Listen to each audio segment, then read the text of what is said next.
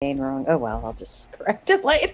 I spelled pain. It's like living with chronic pain. I spelled it wrong. Oh no. Okay. All right. I'm just waiting for this thing to go. Ah, I see. They need to go to the videos, not home. Got it. Got Okay, cool. There we go. I got it on there. I'll go and it. spell pain correctly later. I spelled pain P-I-A instead of P-A-I-N. So, oh, wow. Okay. Hi, everyone. Welcome to the um, DIY abled living with chronic pain panel. And you want to thank everyone that's showed up here. I appreciate it. And yeah, thanks for coming, everyone. Sorry, I really got distracted there for a second.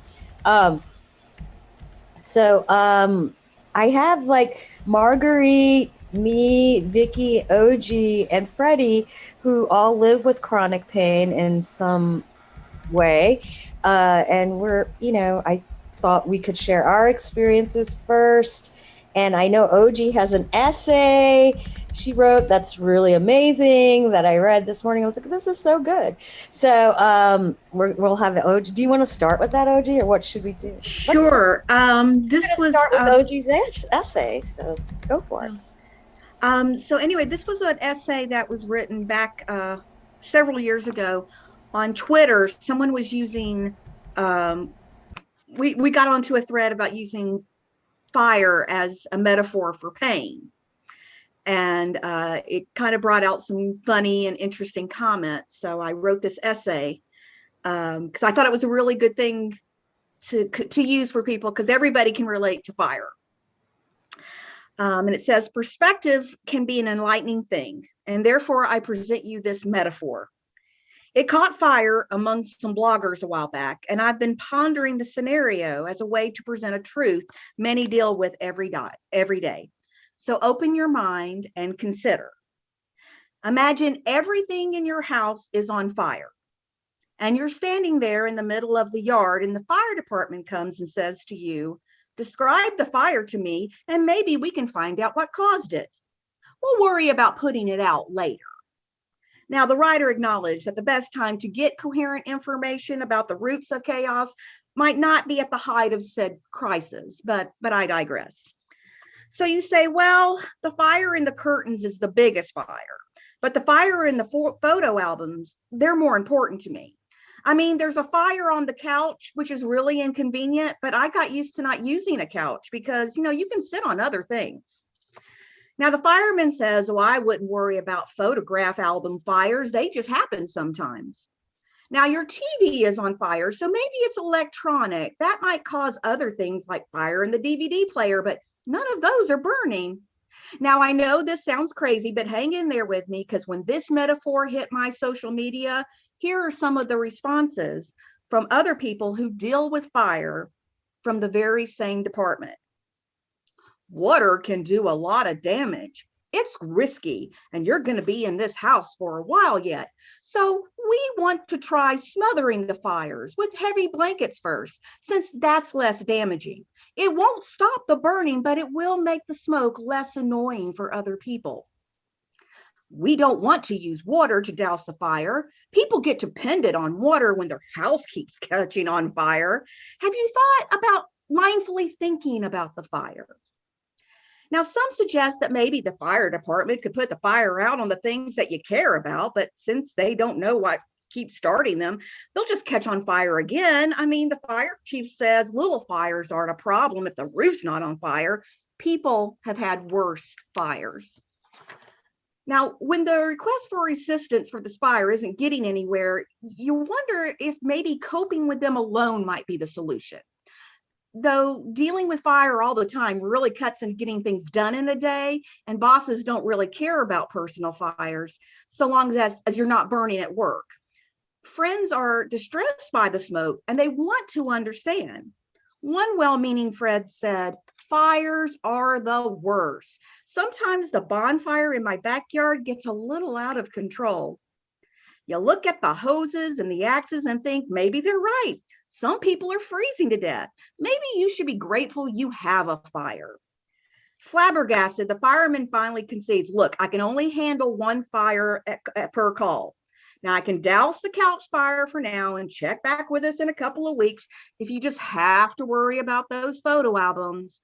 But beware of firefighting techniques advocated by other people for their fires on the internet. They are not trained firefighters, and their advice can be dangerous.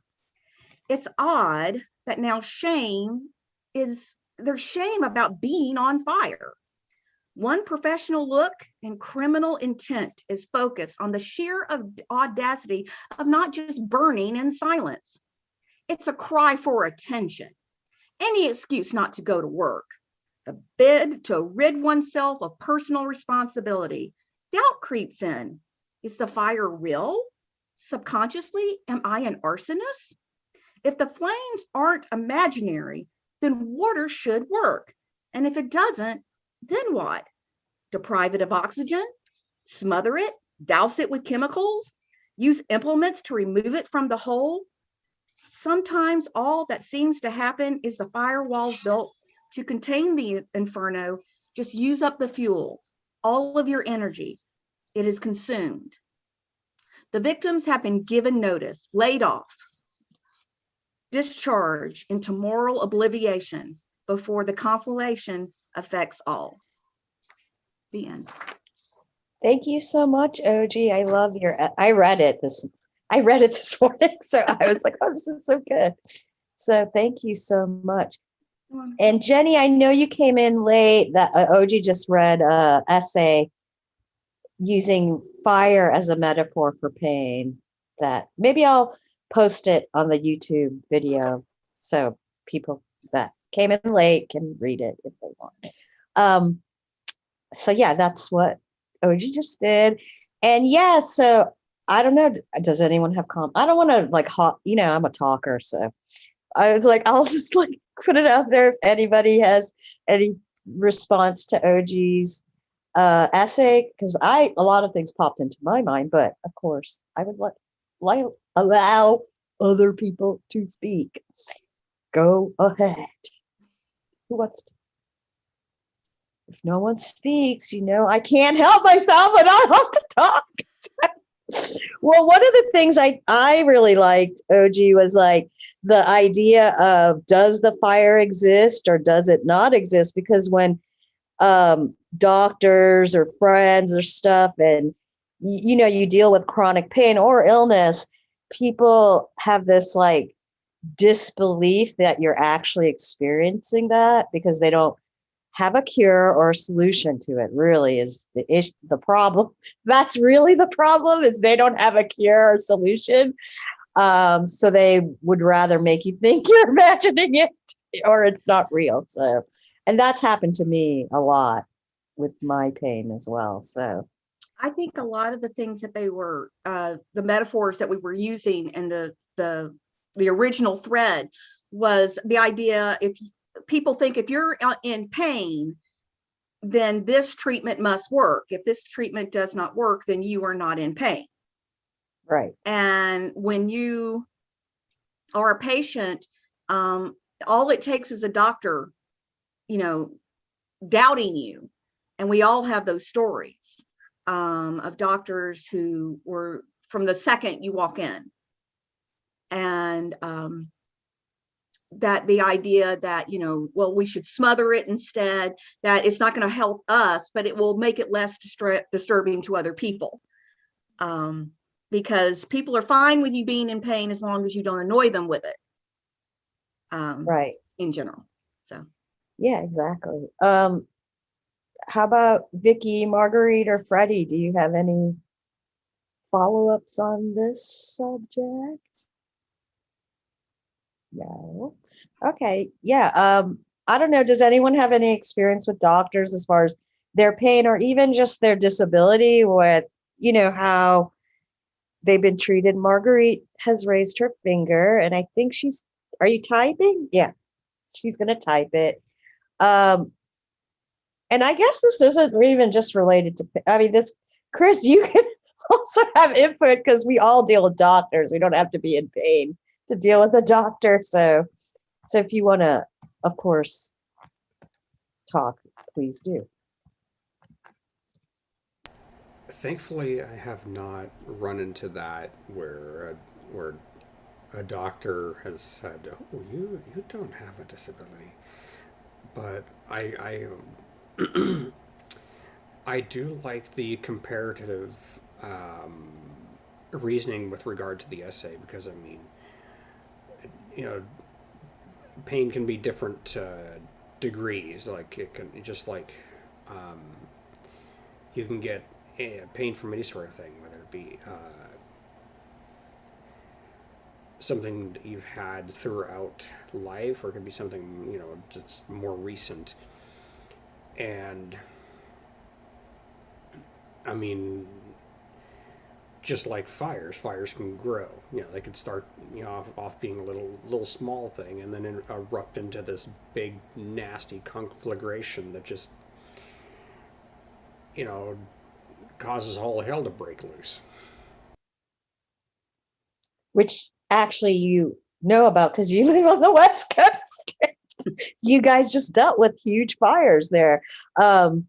So Freddie, did you have anything you'd want to share? Or We actually get them every year up out towards Santa Rosa, Napa, that whole area.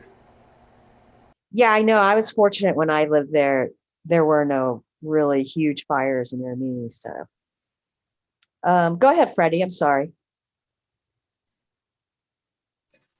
I was just going to say, oh, geez, that was very well written. Thank you. Thank you, Freddie. So I know Marguerite's typing. Vicky, did you want to share your experience with, I know, you have arthritis and stuff, so I know you have dealt with pain, and you're actually athletic too. So I feel like that's like, people always think, oh, they're in pain, they can't do anything, but or they don't believe it, or they think you can't do anything. So go. Yeah, when I was getting diagnosed with arthritis, I was only 7 when I was first starting to have my symptoms, and I was playing soccer. I'd actually been playing for probably about like 3 years at this point. So walking into a doctor's office, and like at the beginning, we just went to my general practitioner, and they'd be like, "What's wrong?" And be like, "I can't walk, can't really run." I used to apparently run with like my knees at 90-degree angles, which not how you run at all. It's really bad for your knees and the whole rest of your body. And we would go to like, my mom would take me to different general practitioners, and they were like, "Oh, well, she's probably just growing. So it's just like normal growth pains. We'll see you back here. If it doesn't like go away, we'll see you back here in a few months." And then it didn't go away. So we'd like kind of doctor hop, and eventually, and they would just be like, "Oh, well, you're still able to play soccer. So like, it clearly can't hurt like that bad. So like, maybe you should just like, take a little rest from sports." And me being the non-compliant child that I always have been, I was like, "No, I'm good. I'm gonna keep playing soccer, do whatever I want here."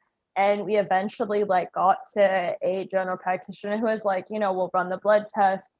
Shocker, I had arthritis, so didn't really help a whole lot. But when you are an athlete with physical disabilities, especially invisible ones where you're playing with all the other quote unquote normal kids, where sometimes you might not be able to do super great during your games because like your body hurts, and other times you basically can't even get to the field, so you're just like, well, can't show up to play today even though I want to, but that's not accessible to me. I don't know how you expect me to get onto that field, but sure, we're gonna try this anyway.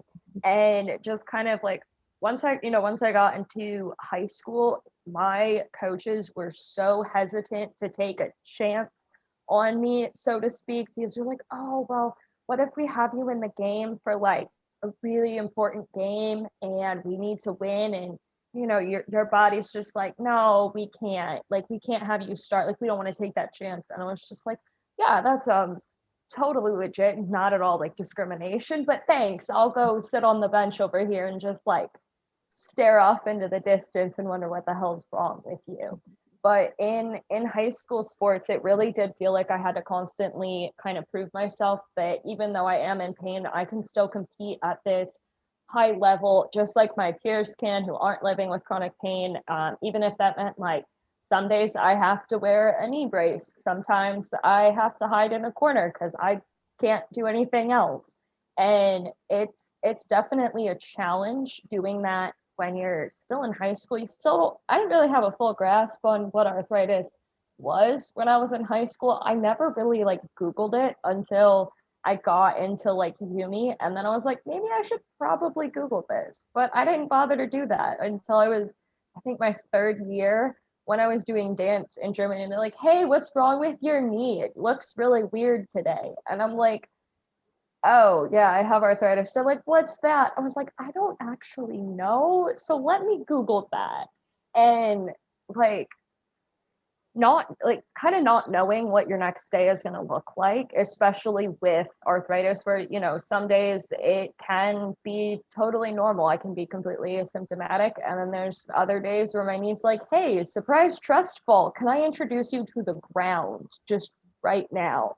And I have a variety of different braces. My mom yells at me all the time because I'll be like, can you pick this up from the store? Like, my knee says it doesn't want to work anymore. I'm going to go home and sleep it off. And she's like, okay. And then like 3 hours later, I'm like warming up to go for a run. And she's like, I thought your knee hurt. I'm like, yeah, it did. But like, if I don't do anything, it's just going to keep hurting worse. And then I'm going to be annoyed and cranky.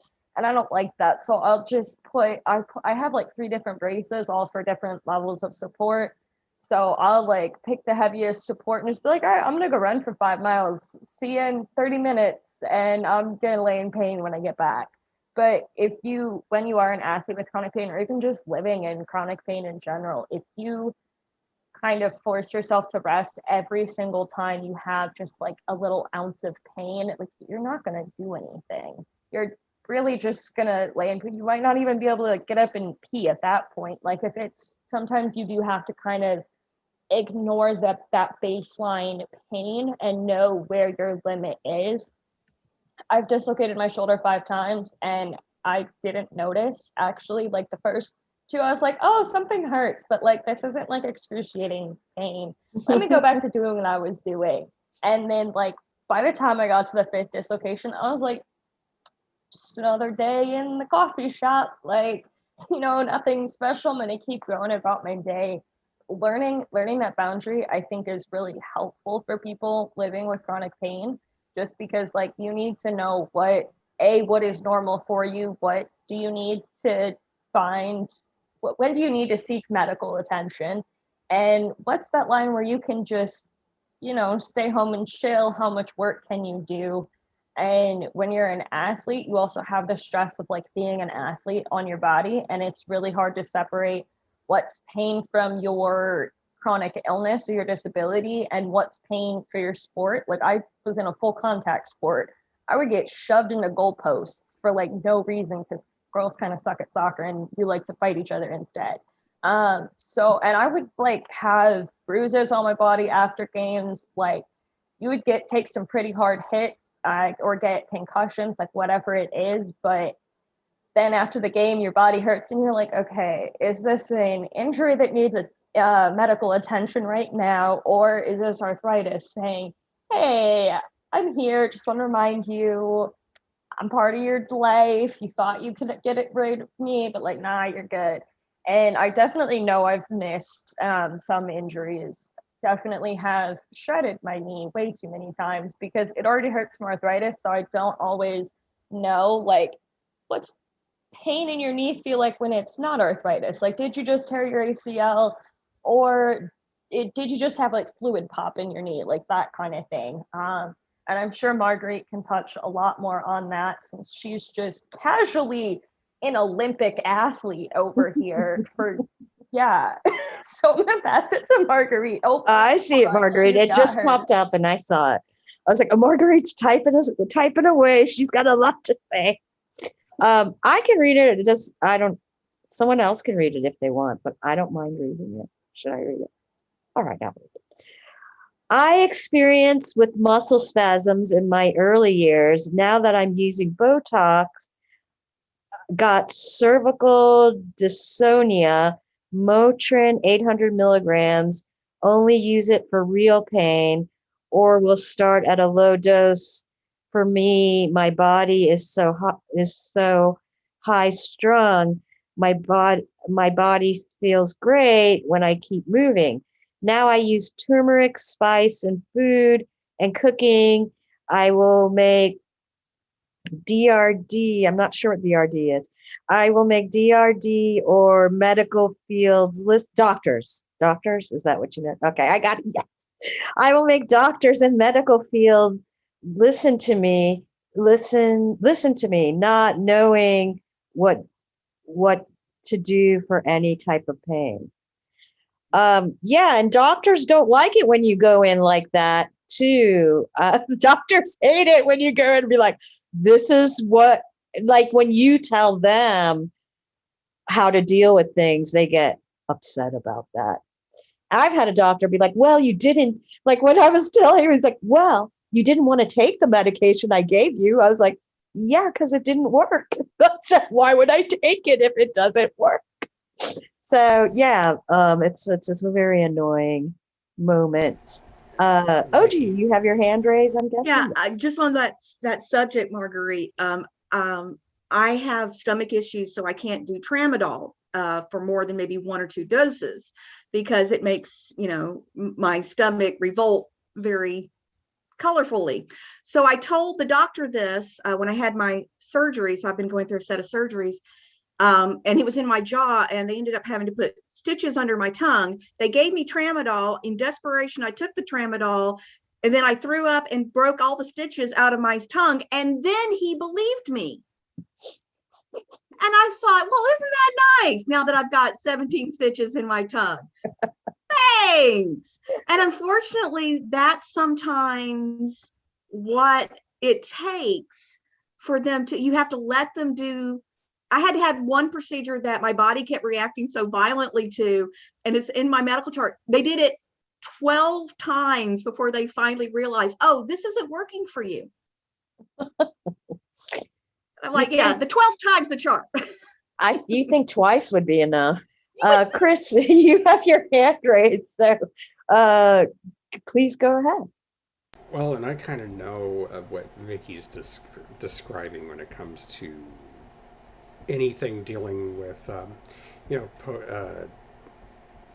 when like post competition discomfort of any sort. I mean, try running track or running in general, and then you get that nice little lactic acid buildup, and it creates a lovely bit of soreness that you don't want to deal with for very long, and the same goes like when I go and I lift weights, and I have a tendency to push myself, but I make sure that I don't push myself to the point where I throw something.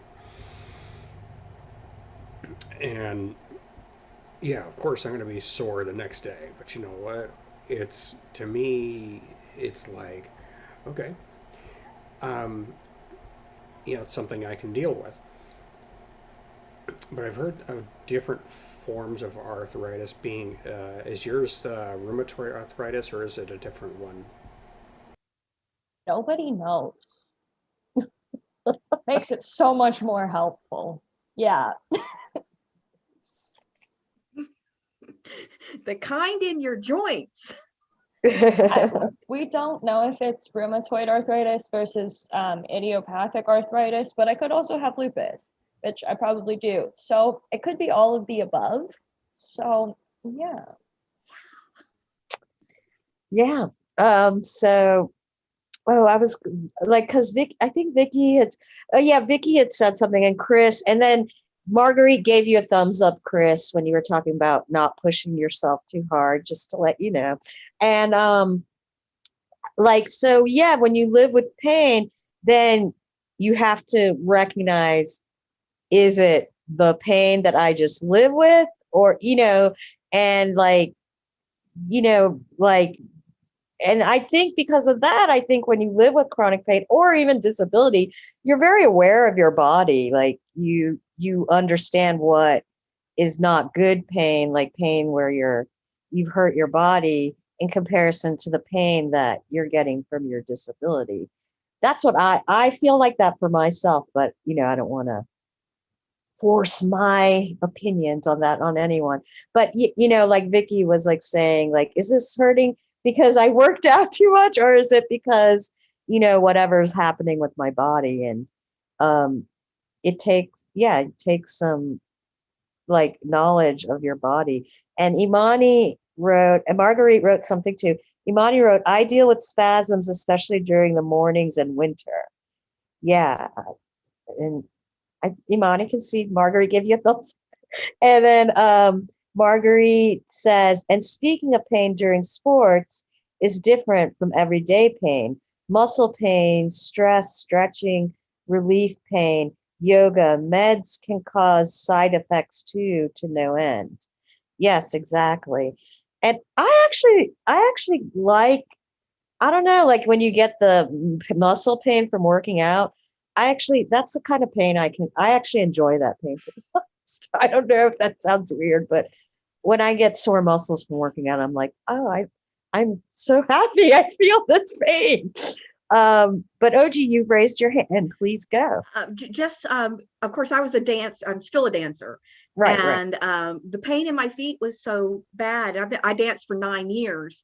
And when I went in with my current doctor, this was 2 years ago, he did a series of x-rays on my whole body. And he walked in, he said, so how many times have you broken your foot? And I said, none that I'm aware of. And he looks at the x-ray and he goes, I'm going to go with 3.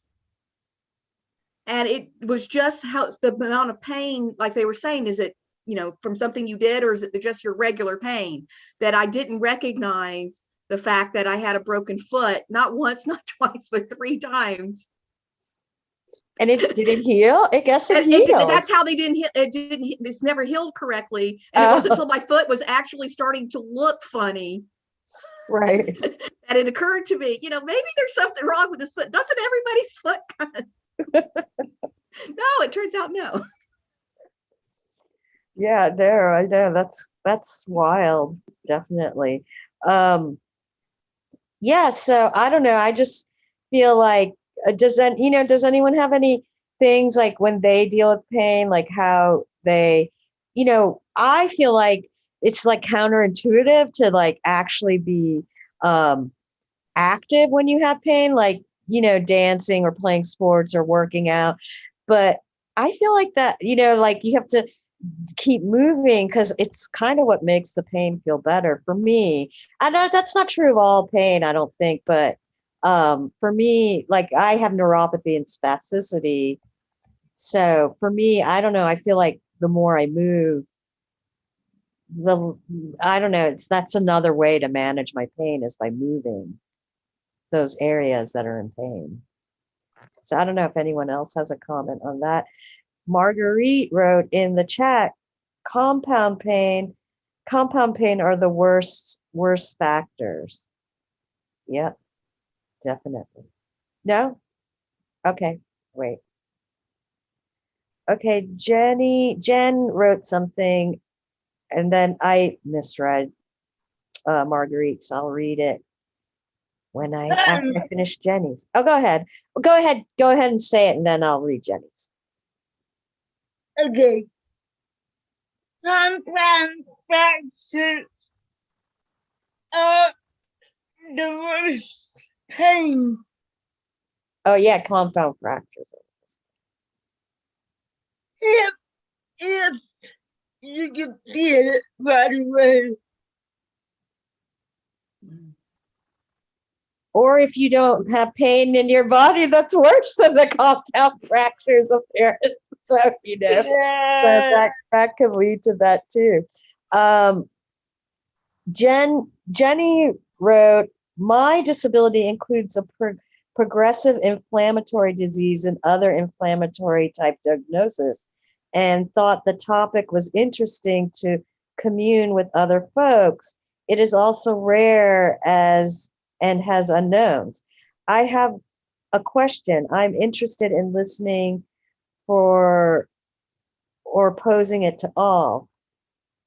What was the question? What did you have a specific question? I'm sorry, I have trouble reading these posts because my brain is all crazy whack.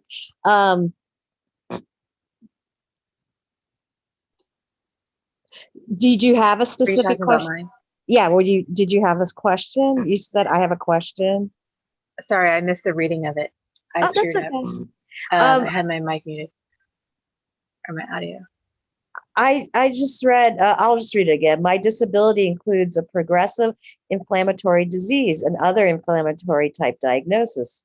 And I thought the topic would be interesting to commune with other folks. It is also rare and has unknowns. I have a question.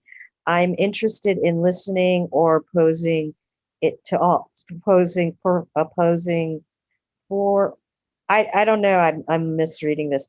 I am interested in listening for or posing to all. Oh yeah. So do you have a question, Jenny? Is that what you were saying? Thanks. You're welcome. Yeah, I don't have to ask it right away. I just contributed that into the conversation. Okay. Well, you can ask it and whatever questions I wanted. Oh, okay. You don't have a question right this second. Okay, yeah, totally. Yeah, I do. No, I'm saying I just you do? I didn't want to. Go for it. Okay. Go for it. Let's see.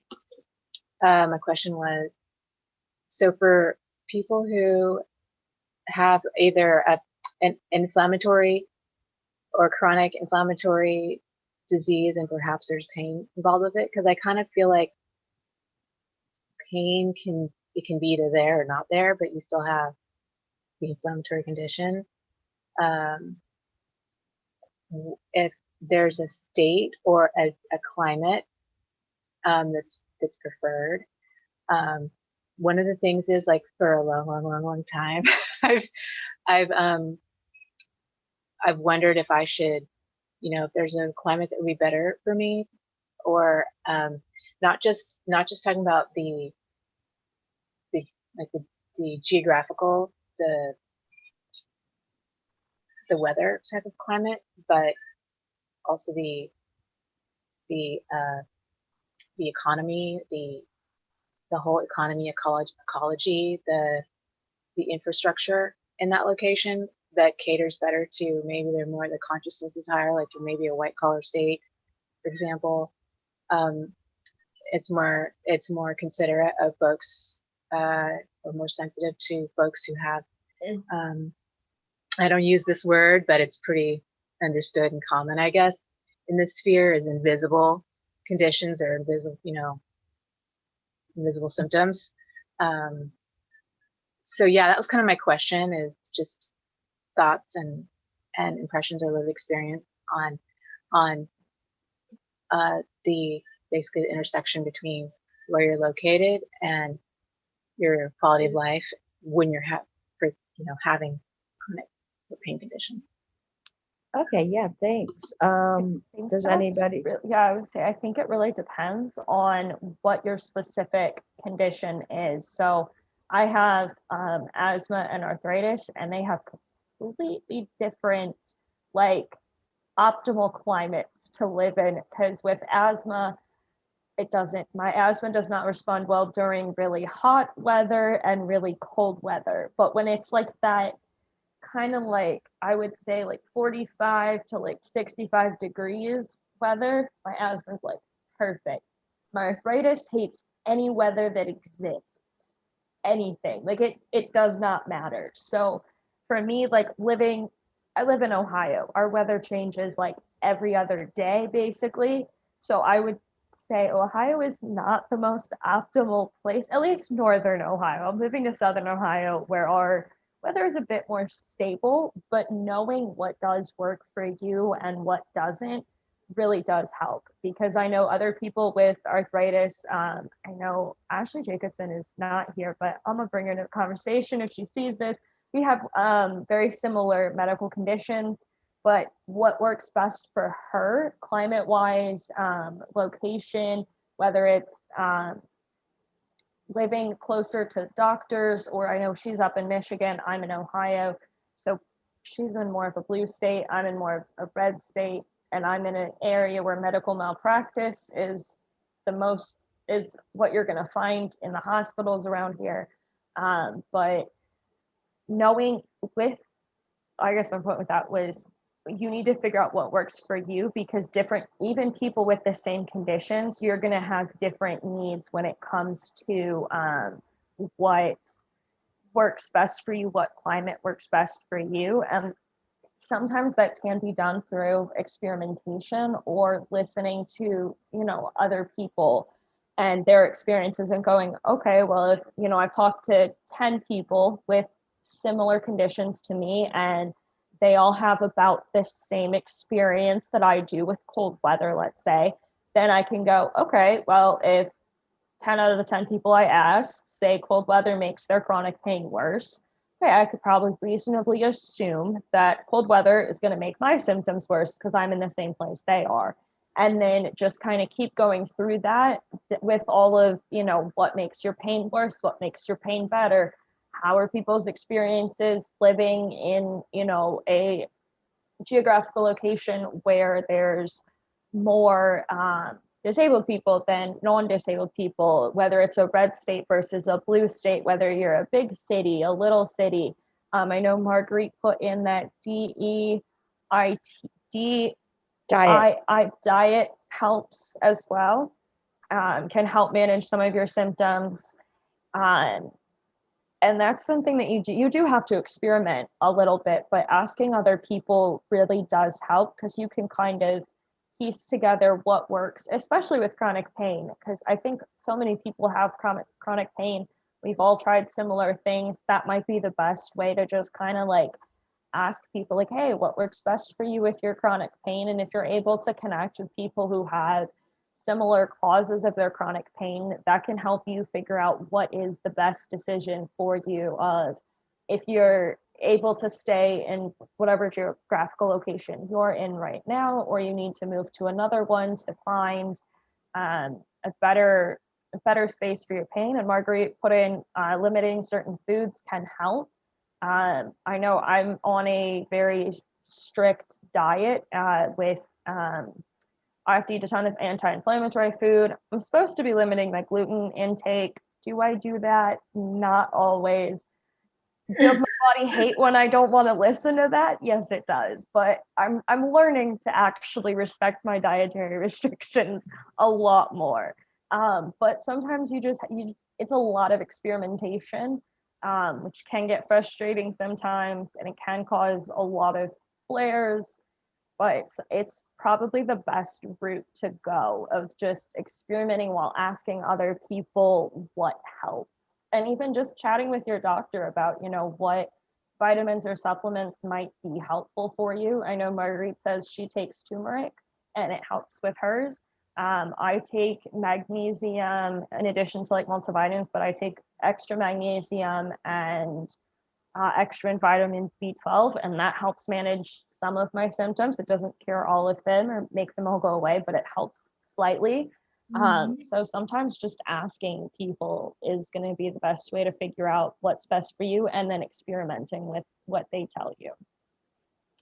Yeah, thanks, Vicky. And as far as the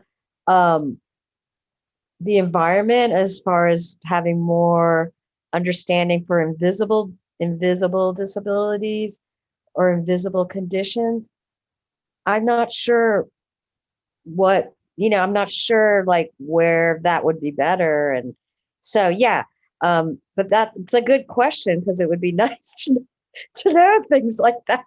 I'm just going to go through this chat and read some things that I missed while we were talking. Hey, Oji said, yes, did someone say something? Oh, yes.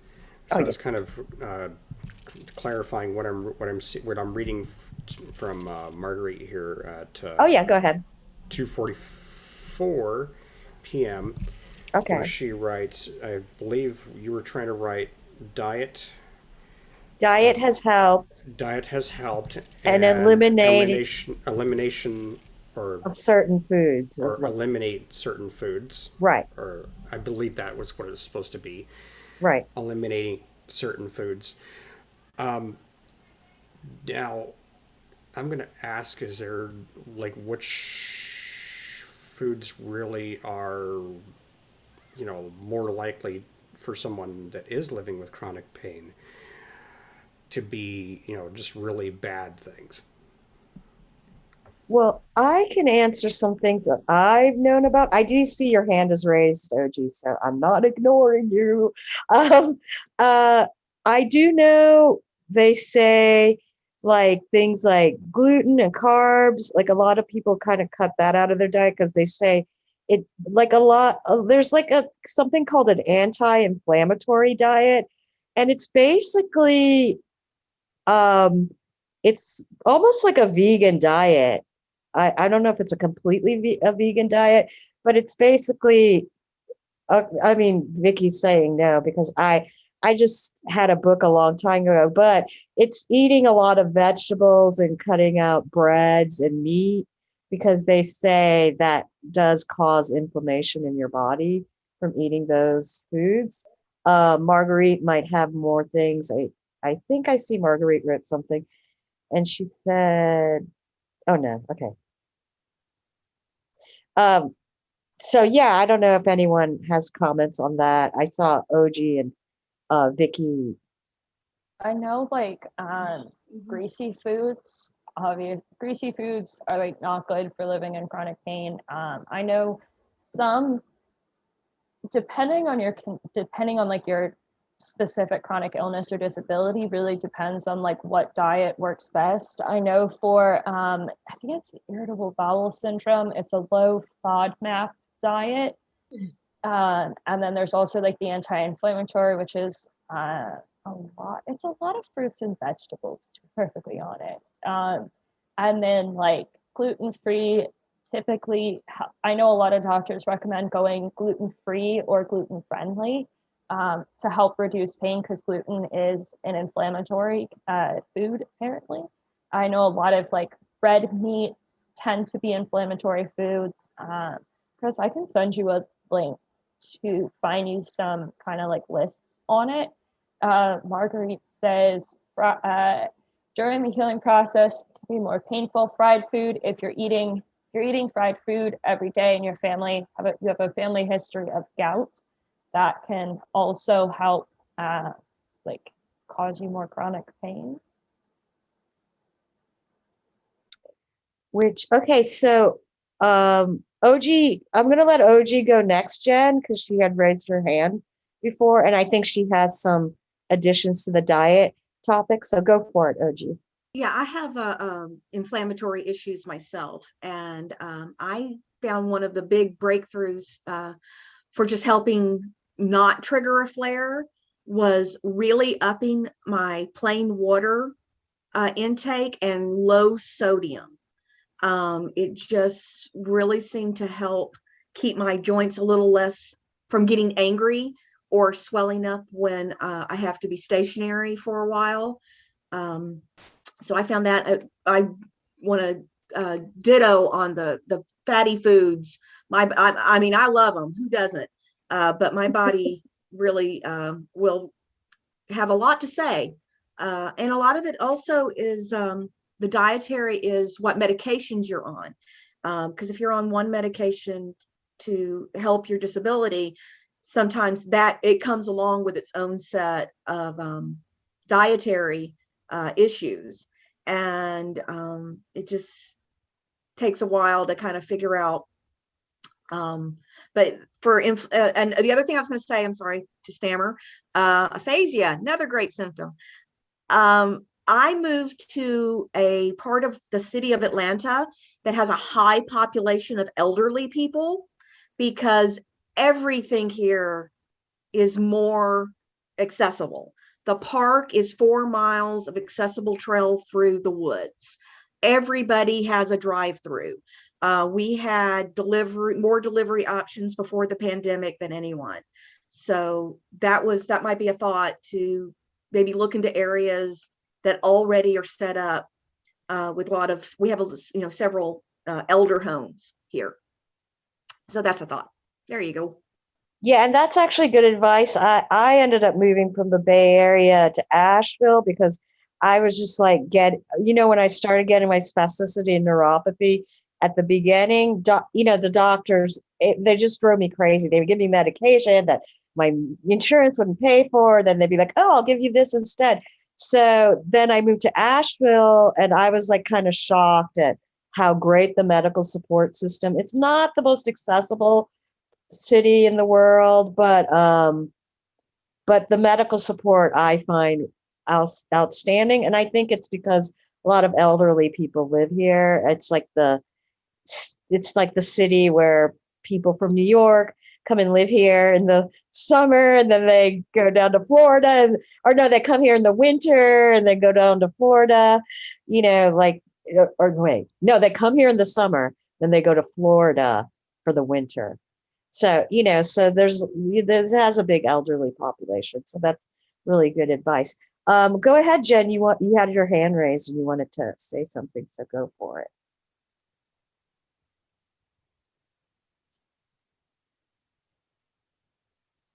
Oh, and I wanted to tell you, Vicki did actually put the anti-inflammatory diet link in the chat. So if anybody wants that, and I'll put it on the YouTube video too, so you guys can access that later if you want.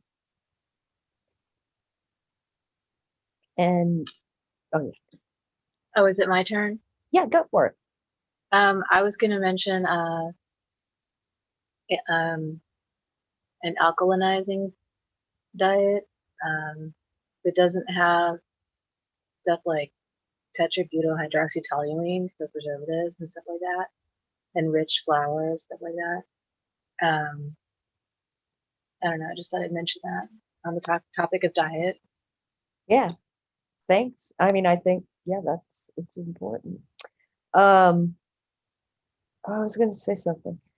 Oh, I had a funny story about gout.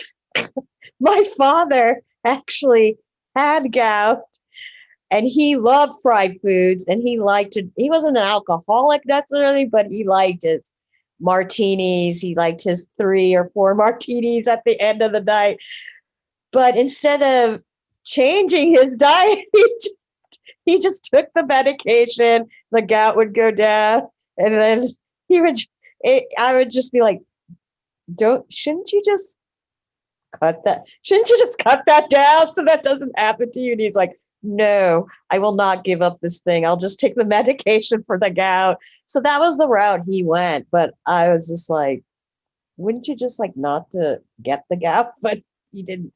That was his. So I just thought that was funny when I read about the gout. I was like, it reminds me of my dad. I was like, well, my dad had gout, but he just lived with it and ate the fried foods and drank the alcohol.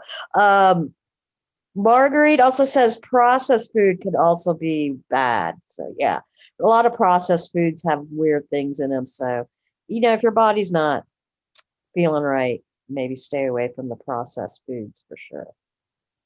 Do you have something you want to say, Marguerite? I see your finger raised. Go for it. Yes, hold on. I'm gonna go back in the chat.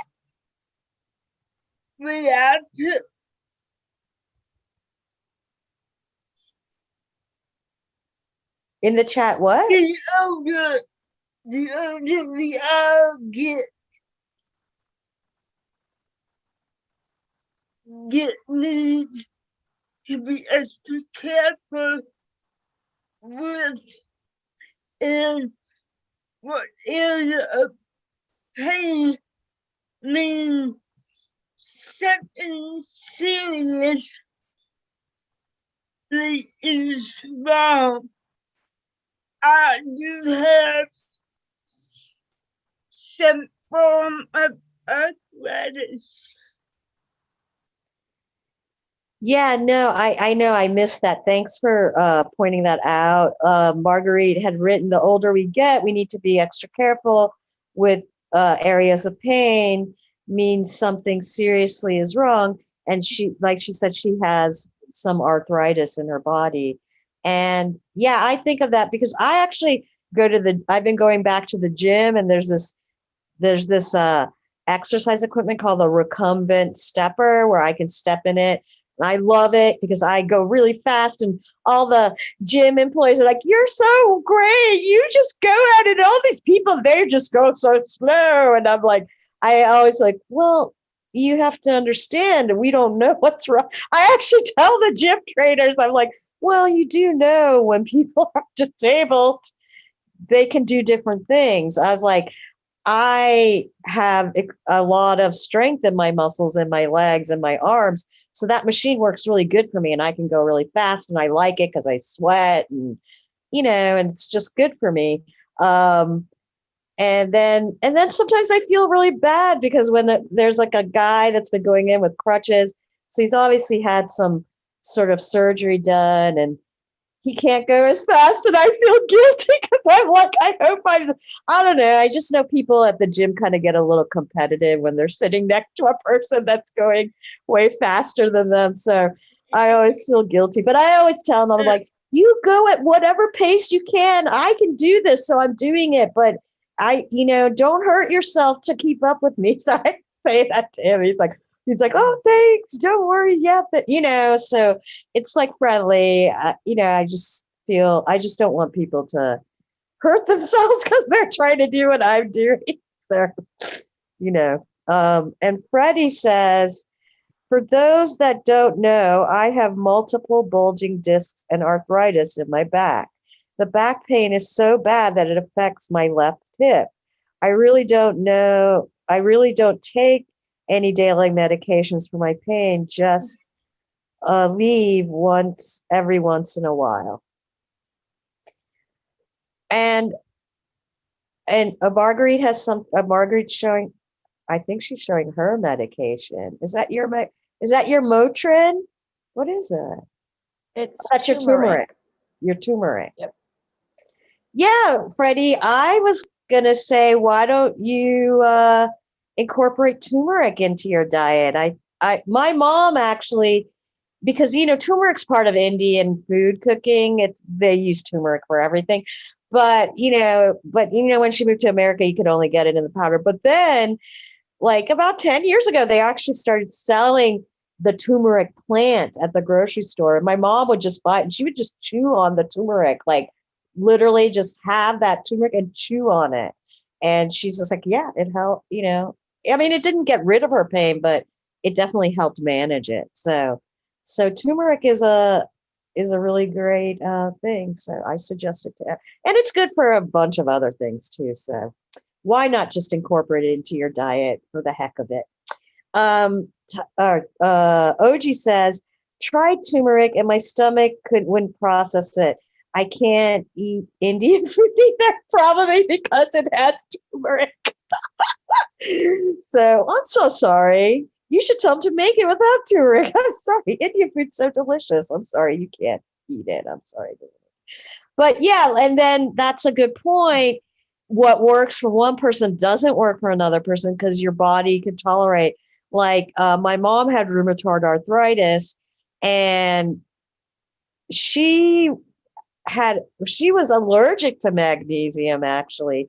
So she couldn't take anything that had magnesium based things. And a lot of the arthritis medication she was actually allergic to. So she couldn't actually take things that were helpful, that would have been helpful for her, because for some reason she had an allergic reaction to it. So a lot of it also, there's certain,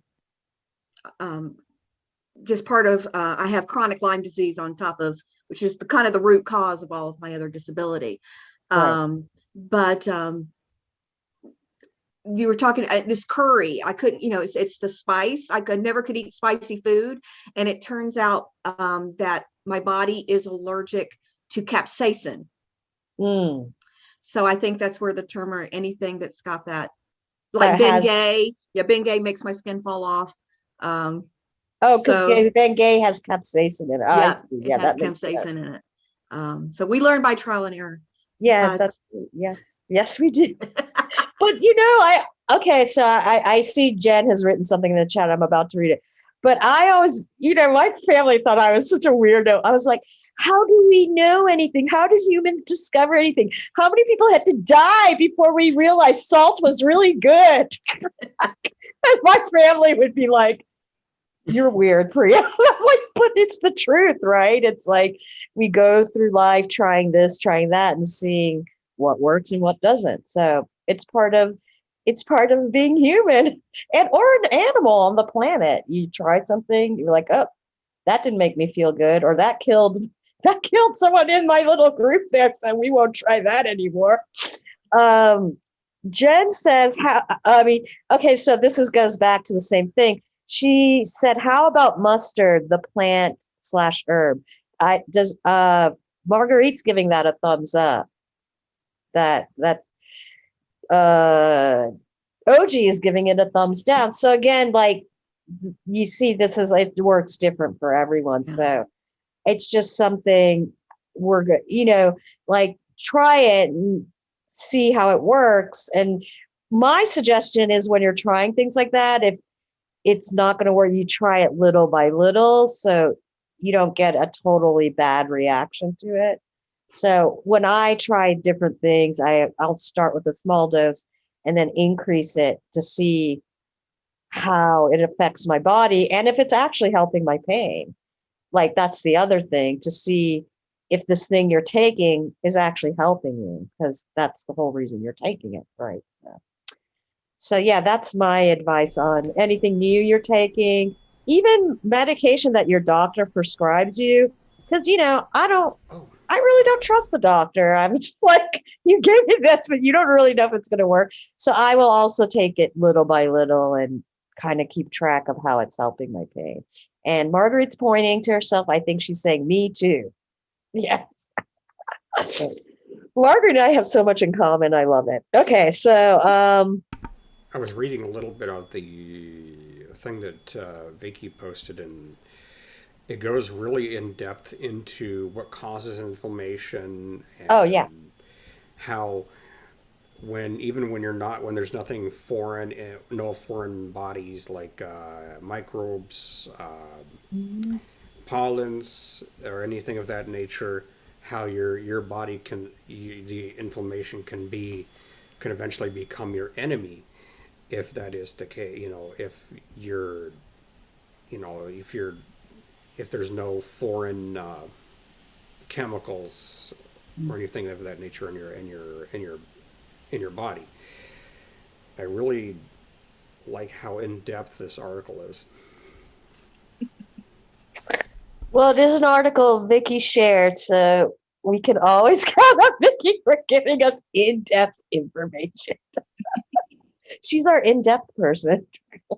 There are also a lot of, if you just Google anti-inflammatory diets, Chris, there are so many better, articles on it. I sent you one from Harvard because that was A, the first thing that popped up on Google, and B, I trust Harvard.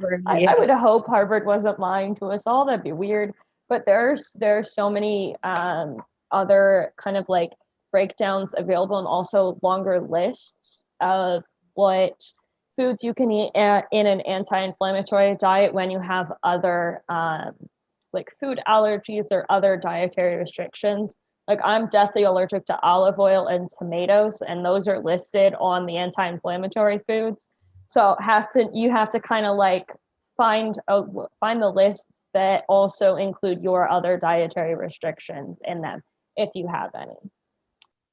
So one of the things I'm kind of curious about, and this is a little bit different in terms of, dealing with inflammation, but I'm talking is there any good foods to have post-workout that kind of deal with any soreness or anything, after you've worked out? Because yes, there are. Good. Protein is your best friend. Whether that is protein, a artificial protein powder. I know we've chatted about protein powders before. those are great little like protein shakes. Water, also your best friend all the time. But even just working out, other foods. I know Oji mentioned that she eats bananas after workouts. I've gotten into eating oranges after really hard runs, and that helps a lot. Um, Really anything like healthy. So like your fruits, veggies, drinking water, getting your protein in. 0 out of 10 would not recommend smashing McDonald's after you finish a workout. That's greasy food, not going to be a great idea. Greasy processed food. Yeah, Marguerite's giving that a giant thumbs down. But yeah, making sure just getting protein in. There is also a supplement called Bcaas, which is branched chain amino acids. Marguerite also giving that a thumbs up. There's Marguerite's also, been giving you thumbs up Yeah. all this time. I was just gonna say, Marguerite gave thumbs up to Vicky for everything she said. you can get like BCAAs off of Amazon. Some protein powders have them already in them. There's also like pre-workout and post-workout powders separate from BCA powders that all help with that. But like definitely stretching. It's not a food, but stretching after a workout is also a great thing to do in conjunction with all of the others. You can't always necessarily reduce, like prevent soreness other than like with working out, but you can do some things to help it. Marguerite, I see your comment that it's not always a thumbs up.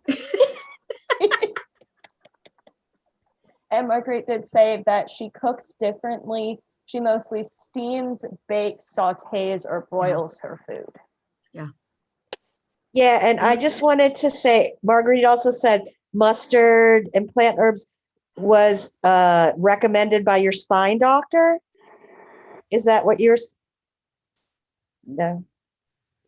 And then I'm just going to write what Imani wrote. Okay. Turmeric. Turmeric was recommended by your spine doctor. Okay. And Imani wrote, try a small dose.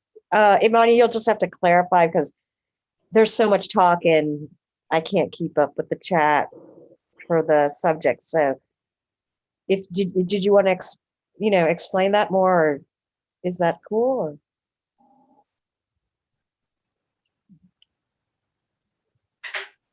Or? Okay. Oh, and I wanted to welcome a latecomer. Manny is here. Yay. Hi, Manny. Thanks for coming. Hey guys, Good. So I know Manny and I both have spinal cord injuries. So I know one form of pain we deal with a lot is, and some other people too, spasticity. And I'm not sure how many people deal with neuropathy. And do you deal with neuropathy too? Oh yeah. So okay, we got a couple of people. So I don't even know how to deal with neuropathy. I haven't really found any. But spasticity, I find like hot water bottles, exercise too, but the hot water bottles. And I just sent Manny, oh, your dog is so cute. Okay, Chris, Manny is holding the cutest little fluffy dog. I don't know what kind of dogs are, but he's got a really cute dog in his lap. And her name is nice. His name, is it a boy or girl? I don't know. But it's called Suki, the same name as my dog, by the way. Okay, so so I don't know. I actually just sent a TENS machine to Manny because the TENS machine for me helps. Like if I put in the morning, my spasticity is always really bad. So I need like the hot water bottles and the TENS machines and stuff to kind of loosen it up so I can get out of bed to do all the things I do type of thing. So yeah, I don't know if anyone wants to share some things they use to deal with that kind of stuff. Please do go. well, as for me, as you said, since we both have a spinal cord injury, yeah, I do deal with a lot of nerve pain, especially I want to say from my waist all the way down to my toes. So the best way I've noticed that really, really helps is either lot of stretching, like Vicky was saying, like a lot of leg exercises is what helps a lot. That and like if you like getting in the water, for instance, like pool therapy, or just getting in your bath, or taking a shower with like hot water, warm water, that also Yeah. tends to loosen up the muscles on my legs, also like the spasticity on it, like it just completely goes away. Hey, Manny, I don't want to interrupt, but I don't know if it's a mic problem or an internet problem, but you're kind of cutting in and out. But if it's a mic problem, we can fix that. If it's an internet problem, we'll just have to deal. Can you guys hear me now? Yeah, that's so much better. Thanks. Oh, okay, sorry. That's okay. Continue. Yeah, I mean, for me, it's just staying active all the time, just either on my chair, what I do is like I tuck my arm under, and then I just kind of do like if I was doing using weights, like doing pull-ups with my own arm, just whatever I can think of pretty much to get my legs moving. I'm not so big on pills, because I did take them for the first 3 years, I want to say, of my injury. And I noticed I became too dependent on those. So I was pretty much just lacking on everything else, where it came to the point where my, I guess, I became like my medication wasn't doing it for me, I had to take either double the dose of what I was used to in order to get some kind of comfort, because as I said, I didn't want to do any exercise because I became too dependent on it, until I slowly myself stopped taking them. I didn't even tell my doctor about it, I just try to find my own ways that I know that will work for me, that can benefit me, better. As also for eating wise, I noticed that if I overeat, that also causes my spasms too much to like be very, very strong. Also my stomach starts to get crazy spasms as well, because it's trying to empty out whatever I'm not used to eating. So that drinking water, too, because I've been dealing with a lot of bladder issues lately and some kidney problems as well. So staying hydrated, as soon as I go and cast, I usually go back and drink like 2-3 cups of water, just to kind of maintain myself hydrated. But I don't want to overdo it to where I have to keep casting and overwork my bladder and stuff. Yeah, so that's kind of an issue too. Like, I mean, I also don't have bladder control. So when you don't have bladder control, you have to figure out how much water should I drink now? Or if you have to go out, you're like, I'm not drinking anything because there's not going to be a bathroom for me to use. So I'm going to, so yeah, it's just like, that is a concern because you have to keep your body hydrated, but at the same time, you have to kind of manage the bowel control or, bladder control that you don't have. And, Exactly. And we talked earlier about diet, like not eating fatty foods, deep fried foods, anti-inflammatory diets, which I don't know. I think that would help spasticity too, because the less anti-inflammatory you have, that it won't get rid of the spasticity, but it'll not add to it, let's just say. The exercise too, for me, that's a big issue for the spinal cord injury. But I remember Oji had mentioned before that exercising, did you say exercise did not affect you? It doesn't. And you had your hand raised, so go after. I'm sorry. Well, I wanted to say 2 things. One, to address your question. For me, the fact whether I'm moving or not moving is not the factor that triggers my pain up and down. That's for me. Right. As a dancer, I could be just as much pain from sitting in bed as I can from, doing a 3-hour concert. So that was not really you're trying to find the links. That's in anybody who's dealing with chronic pain. We all know that we find the things that are our personal triggers that are going to either trigger a flare or trigger a pain episode. So for me, yes, I stretch all the time. I try to vary my movement throughout the day. So I have things I do on the floor, things I do while using my walker, things I do with the wheelchair, and kind of mix it up to see where I can be in a day. But one thing I did want to say, just in general, because I know this is going to be going out live, and for myself personally, when I was on this journey, for everybody out there, it's going to be different. And for some of us, we do use medication. And for me, not that anybody is doing that here. I want to make sure that's really clear. But in my own world, there were a lot of people who had opinions about my medication, who were not my doctors and who don't live in my body. And for a lot of people, they get shamed into not taking medications that give them a quality of life. If I did not have access to my pain medications, I would not have had the confidence that I could put my body through something like being a dancer for 10 years. If I didn't know that, just knowing that it was there, even if I didn't take it. And for a lot of people, that there's a lot of inner shaming.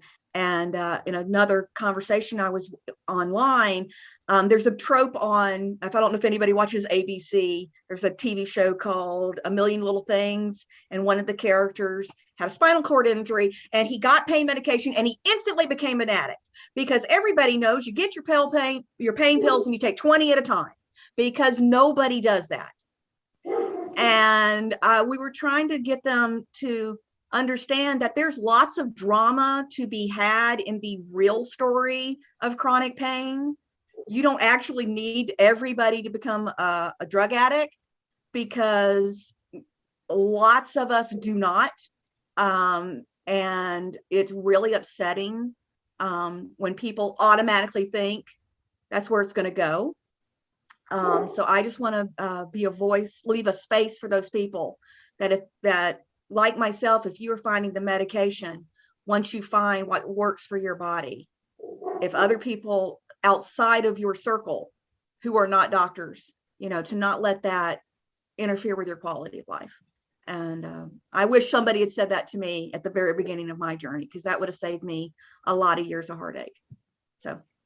Yeah. So to clarify, Manny, I already know you try to find more natural things to manage your pain, which I think is great if you can do. But there are times, like my mom had rheumatoid arthritis and it was really bad. She had to take the pain pills that she took. Mm-hmm. And I always worried about it. I was like, Mom, I don't know. But she was just but she was fine. She took it.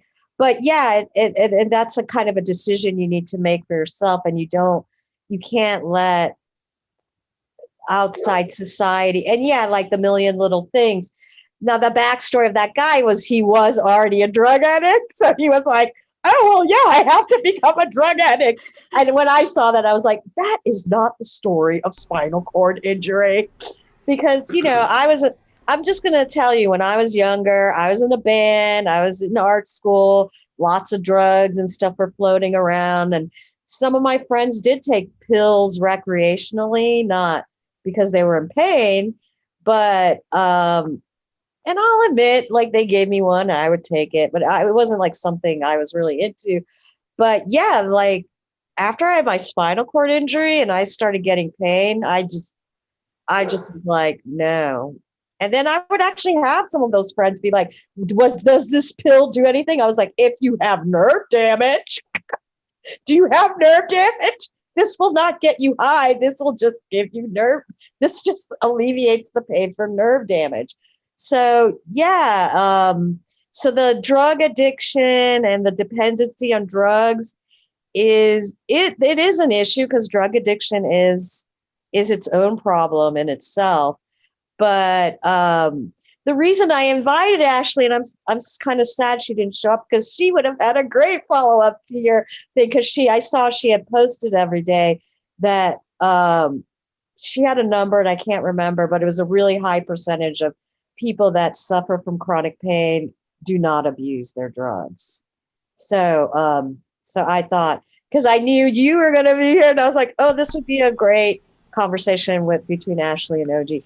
But so yeah, that is, and everybody should do what they feel good and right, and and sometimes you have to overcome society's ideas of what is right and wrong, because they don't know what's right and wrong for whatever your pain is. And so yeah, so thanks for mentioning that.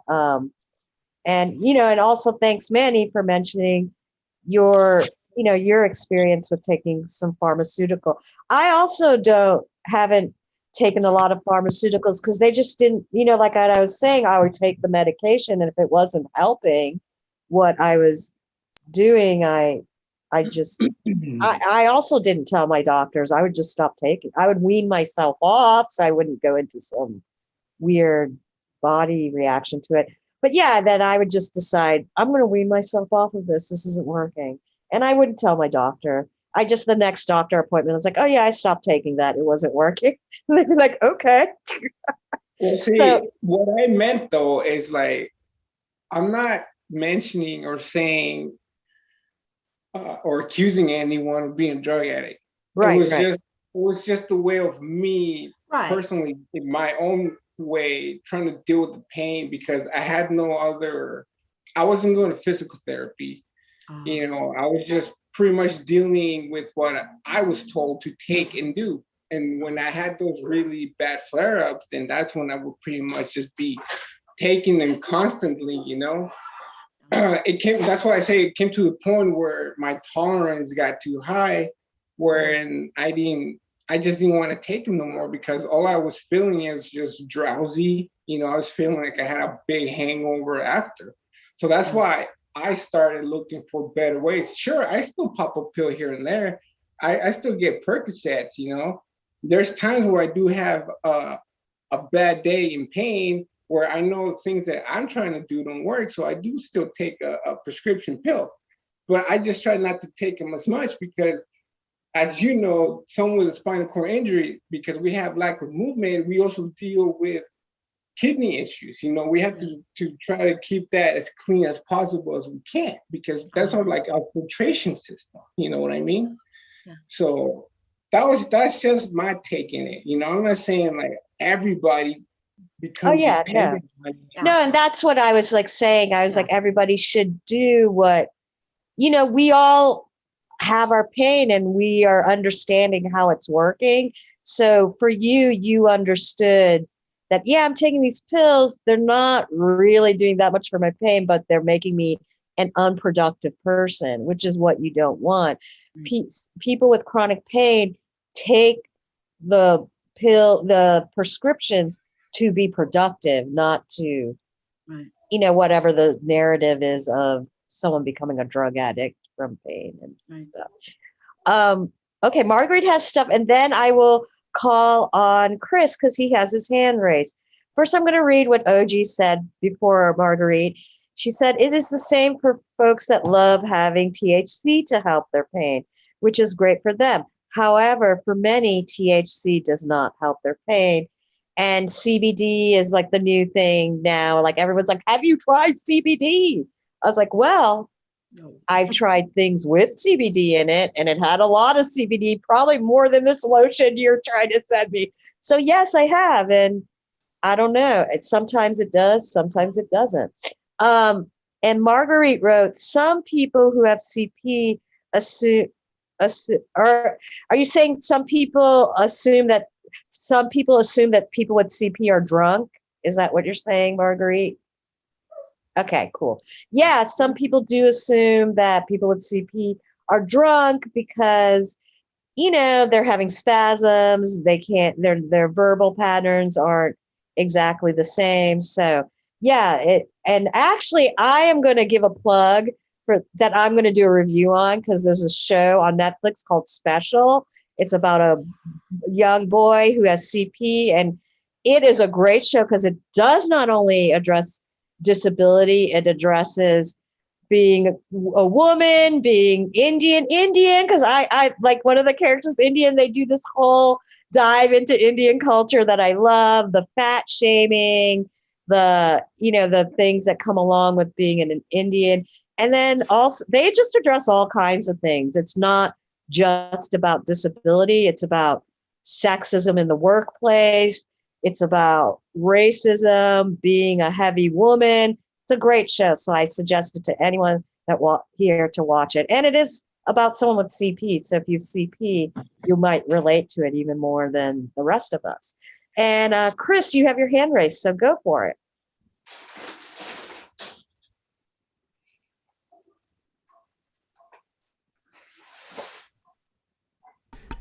Okay, let's see. Let's try this again. My mic working? Yeah, it did. Okay, good. That's perfect.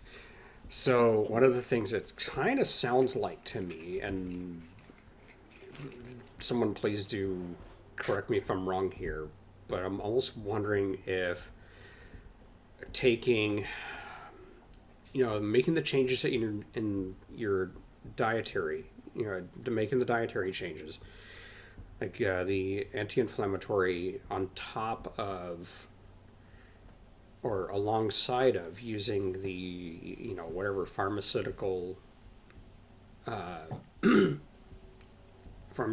you're getting, whatever sort of pain meds you're getting.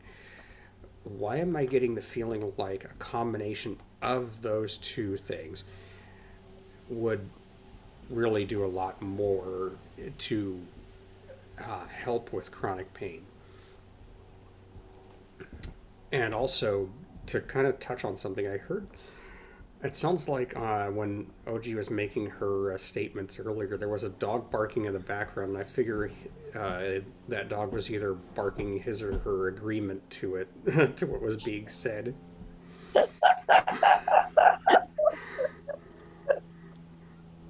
Oh, gosh, me and my humor. I totally agree with you, Chris. I think it really is a combination.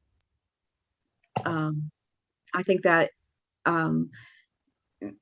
it's really not one, all one or all the other. I mean, it might be for some people, but to have that open-mindedness is a real big help, because disability is enough on its own. It's hard to have people judging. Some people judge, no matter what you do. So some people judge that you use too many of your spoons. And then it's like, so I wanted to go out and, you want to go out and have fun, or you want to go running, like Vicky, she wanted to play sports. And, some people say, well, you just made yourself worse. And it's like, there's that balance between living your life. And I always tell people their spoons are their own, and they can choose to spend those spoons however they want. And so, yeah, I really agree with you, Chris. So yeah, I'll explain this concept of spoons. So when you have chronic pain or disability or chronic illness, you have a certain amount of time and commitment you can give to things. And so people refer to that as how many spoons they can give that day or that moment to things.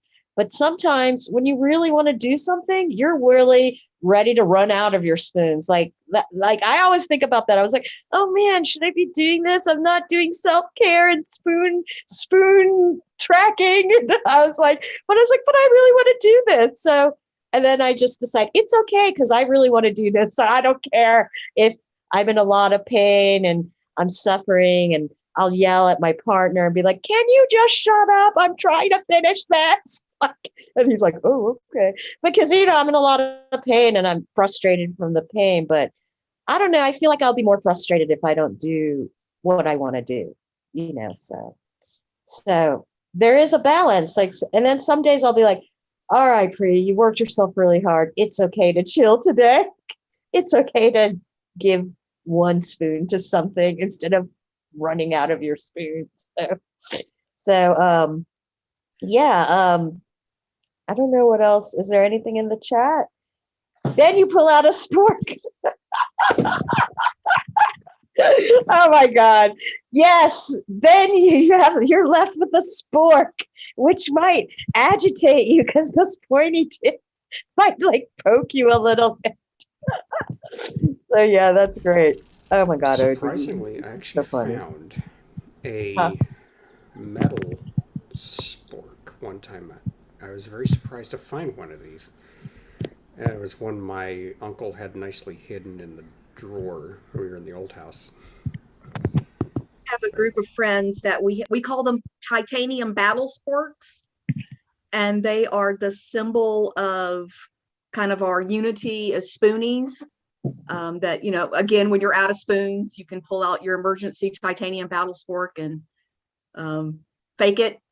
You know, sometimes you can fake a spoon. You'll pay for it later, but you can in fact fake a spoon, but you will pay. They are very expensive. Well, you know, when we know we fake the spoon, we know we're going to pay for it later, but we know that and we know we want to do it. So we're like, oh, this will really take me out later, but I'm doing this. I don't care. I really want to do it. I'll take it for 200, Alex. Yes, exactly. Yeah. So yeah, Chris, like some really great observations there. And so thanks for, you know, even though you don't suffer from, or you don't live with chronic pain, I loved a lot of the things you had to say. So yeah, I don't know. Does anyone have anything else to add to this beautiful conversation and we're having here about living with chronic pain? Going once, going up. Katrina has raised her hand. Katrina, go for it. Do you want to talk or type? Talk. Go. Okay, so the thing about chronic pain, along with there besides medicine, there are like I think was Marguerite was showing that turmeric and stuff. Food also, certain foods you can take as well if you're not like feeling well or don't feel like putting medicine in your mouth or something like that. And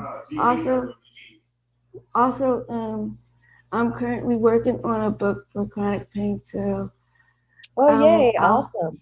Yeah, so I'll be, once I'm done with that, then I'll share it with you guys. Is it going to be a cookbook? Yes. Awesome. I'm so excited.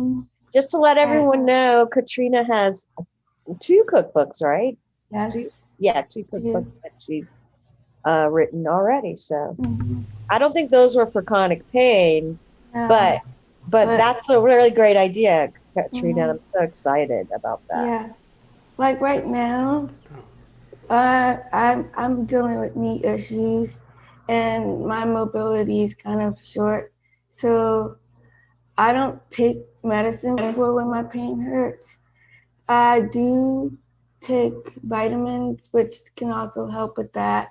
And I also have, we call that, it's called magnesium oil, which helps. So, so if you guys are in need of like any other supplements, you could try magnesium oil.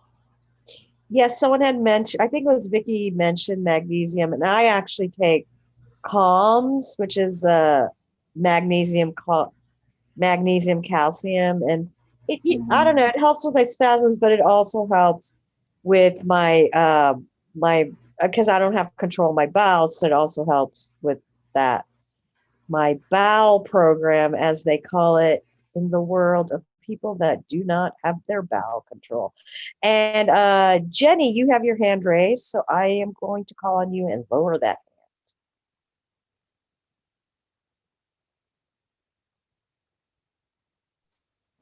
hand. Oh, okay. Hi.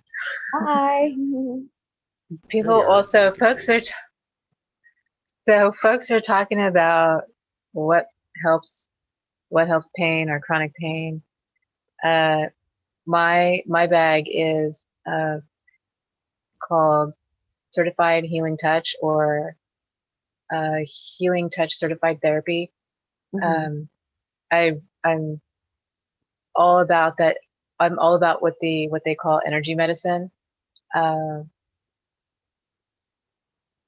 I don't know what other people's experience with that is, but that is huge. That's really that's that's um, That's helped that you. to me, yeah, that's like the thing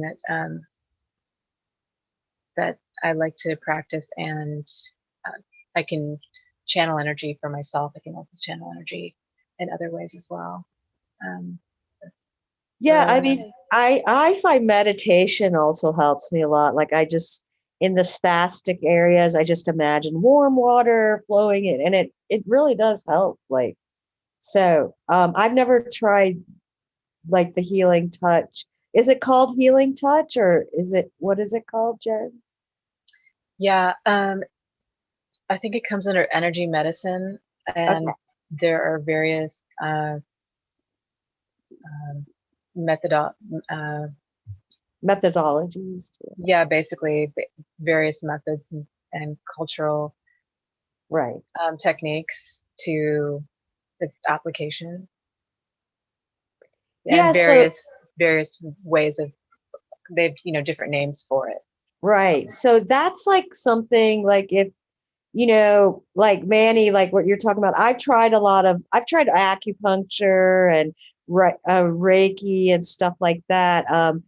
Acupuncture, I found like for spasticity, it helps like in the moment, but it's not like a thing that's going to help you like, it's not going to like control the spasticity to stay lower. It just helps you. It's like anything else, like the hot water bottles or something. It'll help like in that moment. But I find the acupuncture, while it did relieve my spasticity, it was just like in that time frame, and then it would come back like in a couple hours. But that one acupuncture thing was great. Okay, Vicky, you have your hand raised, so go for it. One thing I just wanted to mention as we're kind of talking about alternative treatments to just traditional medication, some things interact with your medications. Like if if you have certain conditions like bleeding disorders, anemia, like acupuncture, you should not go anywhere near that. Um, when you're on your opioids or even some pain medications, like taking certain herbs, or for those of you who like using THC or cannabis, combining that with some of the pain medication that's out on the market can wind you up in a hospital. So please don't do that. Like be very, very cautious of, especially while you are on medications, um, and just with your specific chronic illness or disability, like make sure you know what reacts with what you're on and what will trigger your condition. Like, so if you have a lupus rash, for example, going and getting acupuncture is one of the dumbest things you could probably do with your time. If you have a pacemaker, same thing. Don't do acupuncture because some use like electronic shocks, and if you have a pacemaker, you can just electrocute yourself into God knows where you want to go after that. But like just kind of like be very cautious with whether it's a different medication prescribed by your doctors or natural treatments. Just be careful with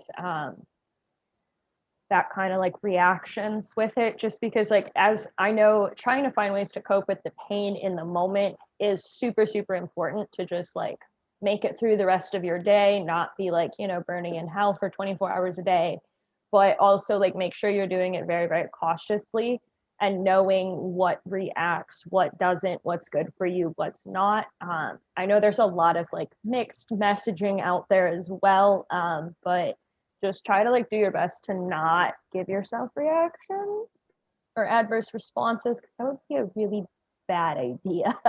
Yeah, no, that's excellent advice Yeah. because the internet is not always your friend because there will be people like, do this, it'll cure you, do that. And now I notice with the CBD, emergence in the world, they're like CBD cures everything, but it doesn't. So, yeah, just take into account that what people are saying, this cures me, this helped me, just remember that worked for them, but it might not work for you. So be very cautious, and also make sure whatever you're doing natural medicine wise, that you have a good understanding of what it's going to do.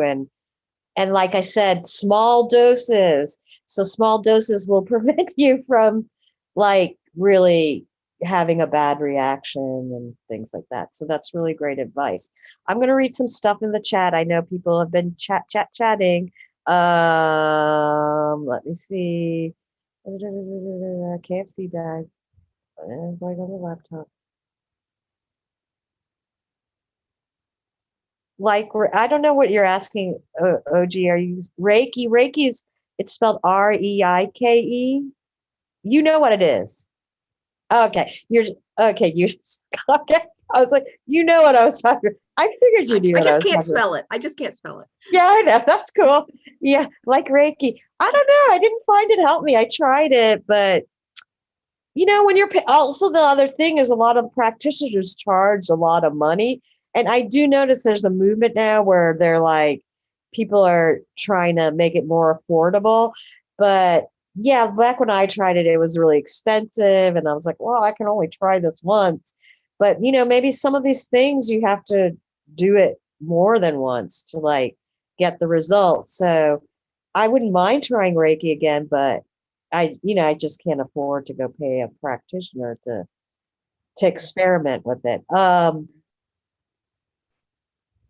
And let me see. Oji then wrote, I find meditation helps me mentally to deal with the pain and more my reaction to it, because sometimes pain can make me panic. And yeah, that's the other thing too, is the meditation. It doesn't really help my pain. I can feel it kind of loosening up, but yeah, when you wake up in extreme amounts of pain, you're like, oh my God, what am I going to do? How do I do?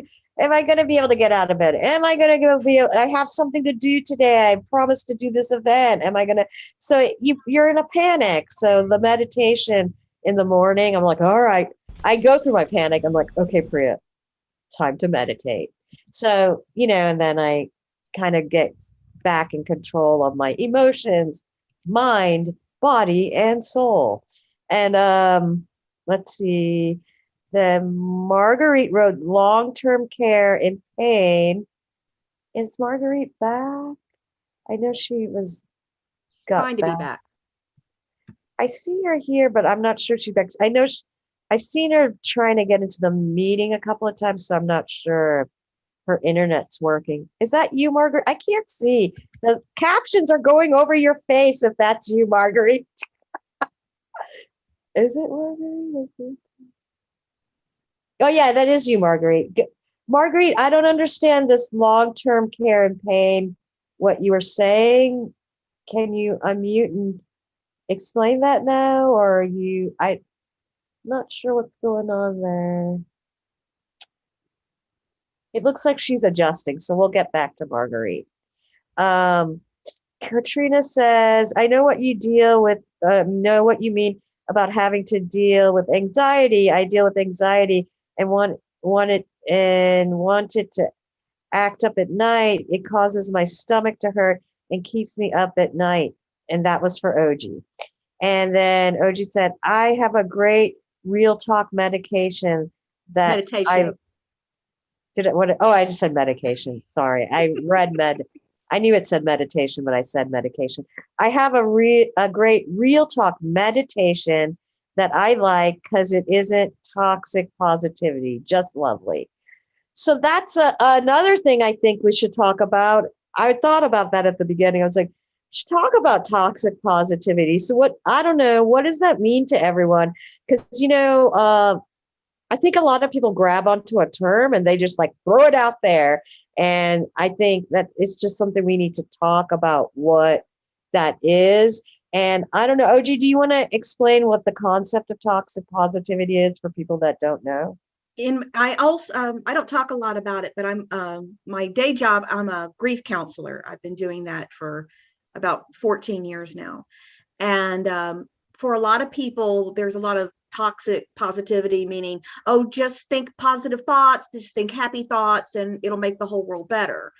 And for many, many people, it just makes them more anxious and more panicky, because it's what I hear when I hear it is, don't listen to what might be really good, practical, advice your body is giving you. Like, maybe you are in a dangerous situation, or maybe something isn't good for you. Maybe there is something going on that, if you continue on this path, it's not going to be good for you. So, a lot of the people I work with, I worked with someone who does a lot of meditation voiceovers. And it basically is just a meditation that talks about, just tuning in to what you're feeling and not necessarily ignoring it, but not let it overwhelm you. But basically, toxic positivity is when people just want to basically cover up anything that makes them uncomfortable or makes you uncomfortable with, sunshine and roses and puppy dogs, and it'll all be great. The people who say, well, what if it doesn't go bad? Well, what if it doesn't go bad? Well, that's great. But what if it does? Having a backup plan for if something goes wrong might actually make you feel less anxious. So that's what we in grief counseling, some people get really overwhelmed with people wanting them to just feel better. And I think Right. it also works in with pain and disability. They just want you to get over it, just feel better. Don't make me uncomfortable with your pain, either mental or, or in your physical body. So that's kind of how we And that toxic positivity, when it's for yourself, not coming from the outside, where when it's just you, it can also lead to you, like, we were talking about before, you have such high pain levels, you don't know you broke your leg, or you don't know, but it can also lead you to ignore medical issues you have, right, because you're just trying to be positive. And so, yeah, it's like, it's a real problem. And I always feel the toxic positivity from other people be like, oh, just think positive, is almost like it's definitely rooted in ableism, because they just don't want to accept that your body is giving you pain and it is there, but you're going to figure out how to live with it. But they just want to pretend like it's not happening. It's like, well, it is happening.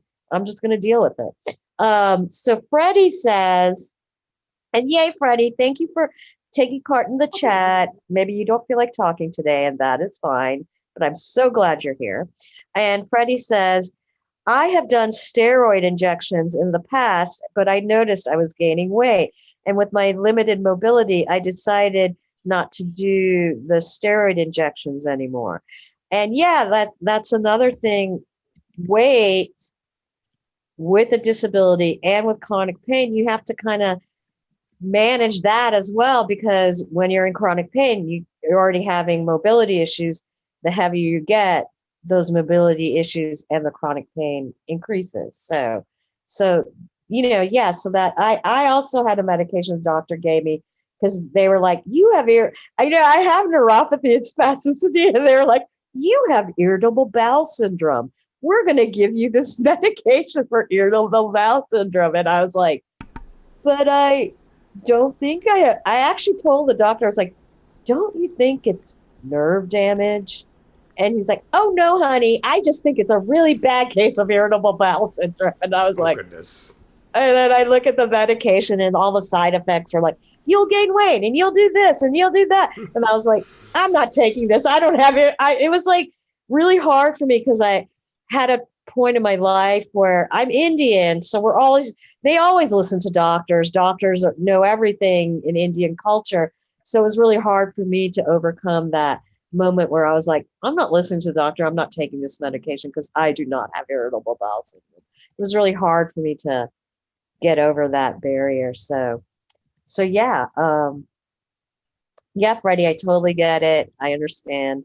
And then Marguerite says, it depends how whatever long-term pain doctors are not set up for any of us to live long-term.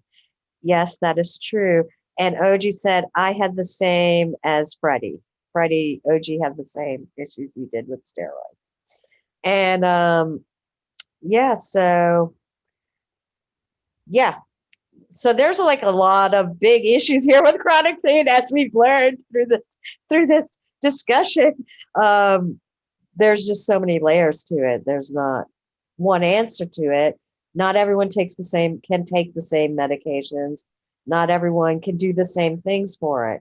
And that's why it's good. I mean, and I'll do this, like, maybe we'll have like a monthly meeting up with chronic pain people, because I think it's good for us to talk about things that are working, not working, and, and all that kind of stuff. So, I don't know. I don't really have anything else to say, which is really unusual because, you guys all know I always have things to say. So of course I can think of something if someone said something. Like Chris just raised his hand. So I might have a bunch of things to say after he talks. But go ahead. Excellent. So one of the things I'm thinking too is not only us talking about what's working and what's not working. I think eventually we need to educate the medical community as a whole in terms of, different ways to recognize chronic pain versus, thinking it's IBS or IBS-C or whatever, IBS plus constipation, any number of things. But, it's kind of picking up on how many times Marguerite was joining and leaving. And I'm thinking, her internet must not like us today. I don't know what's going on there, but her internet must not like us for some strange reason. Well, so that's the thing, the internet, we have no power over the internet. It has power over us. Marguerite, can you talk now? I wasn't sure. I know you were trying to get on. Is it possible? Repeat, please. Repeat what you said, please. I think she said, Chris, please repeat what you said. Oh, okay. So the first part was, let me make sure my volume's good here. It is. All right, excellent. So what I was saying for the first part is we need to educate the medical community, the people who have, who are dealing with chronic pain on a daily basis, need to educate the medical community, their physicians, and say, hey, this is what I've tried. This is what's working for me. This is what I've changed here. This is what I've done there. And I think if we do that, I think we're more likely to change a lot of perspectives in the medical community as far as what, how they treat a particular condition. Like, for example, the one you were describing, the magnesium supplement, I think even making your doctor aware of saying, okay, this is what I'm taking, this is helping more so than the medicine that you originally gave me.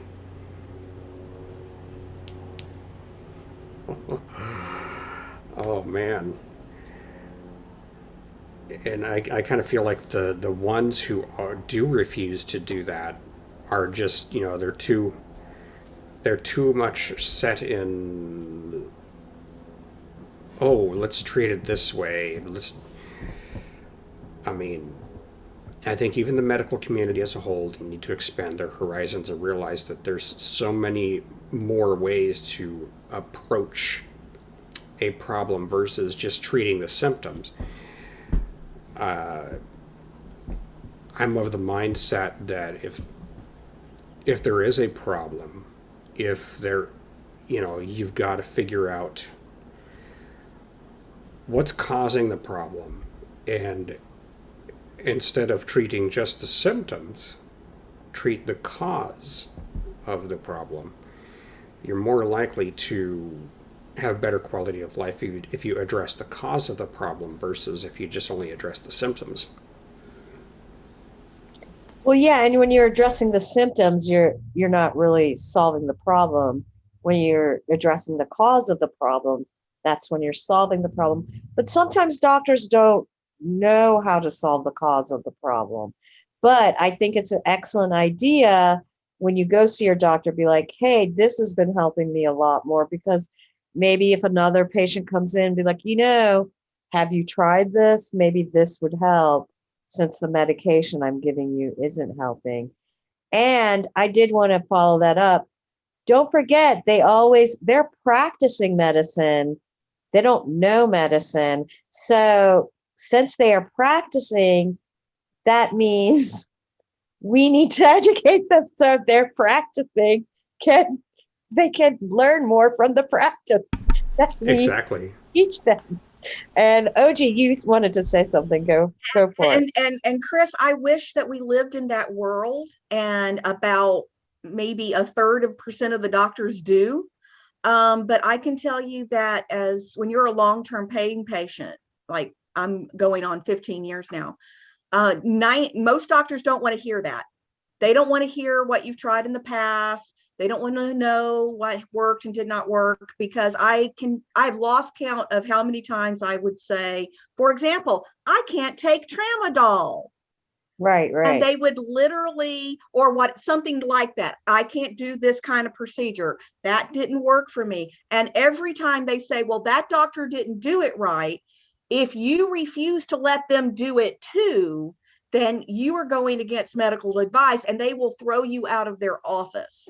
And for pain patients, that is a real fear and thing we have to worry about, how much you can say and how much of an opinion, because a lot of doctors don't want to hear your opinion. They want you to shut up and do what you are told. Now, fortunately, some of us can go to a different doctor and find a doctor who will work with us. But if you do that too often, then you're doctor shopping, which means you must be a drug addict. So out you go. So you have to really be careful. Especially for people that are using medications that are considered, the doctors need to get in trouble if they're medicating it too much, because now doctors are being held responsible for drug addiction. Right. That is true. That I found that my experience, what Oji's saying, when you go in and tell doctors, like I know so much about my injury. I'm like, I have a T-tail-L1 spinal cord injury. I have neuropathy and spasticity. Baclofen doesn't help. This doesn't help. That doesn't help.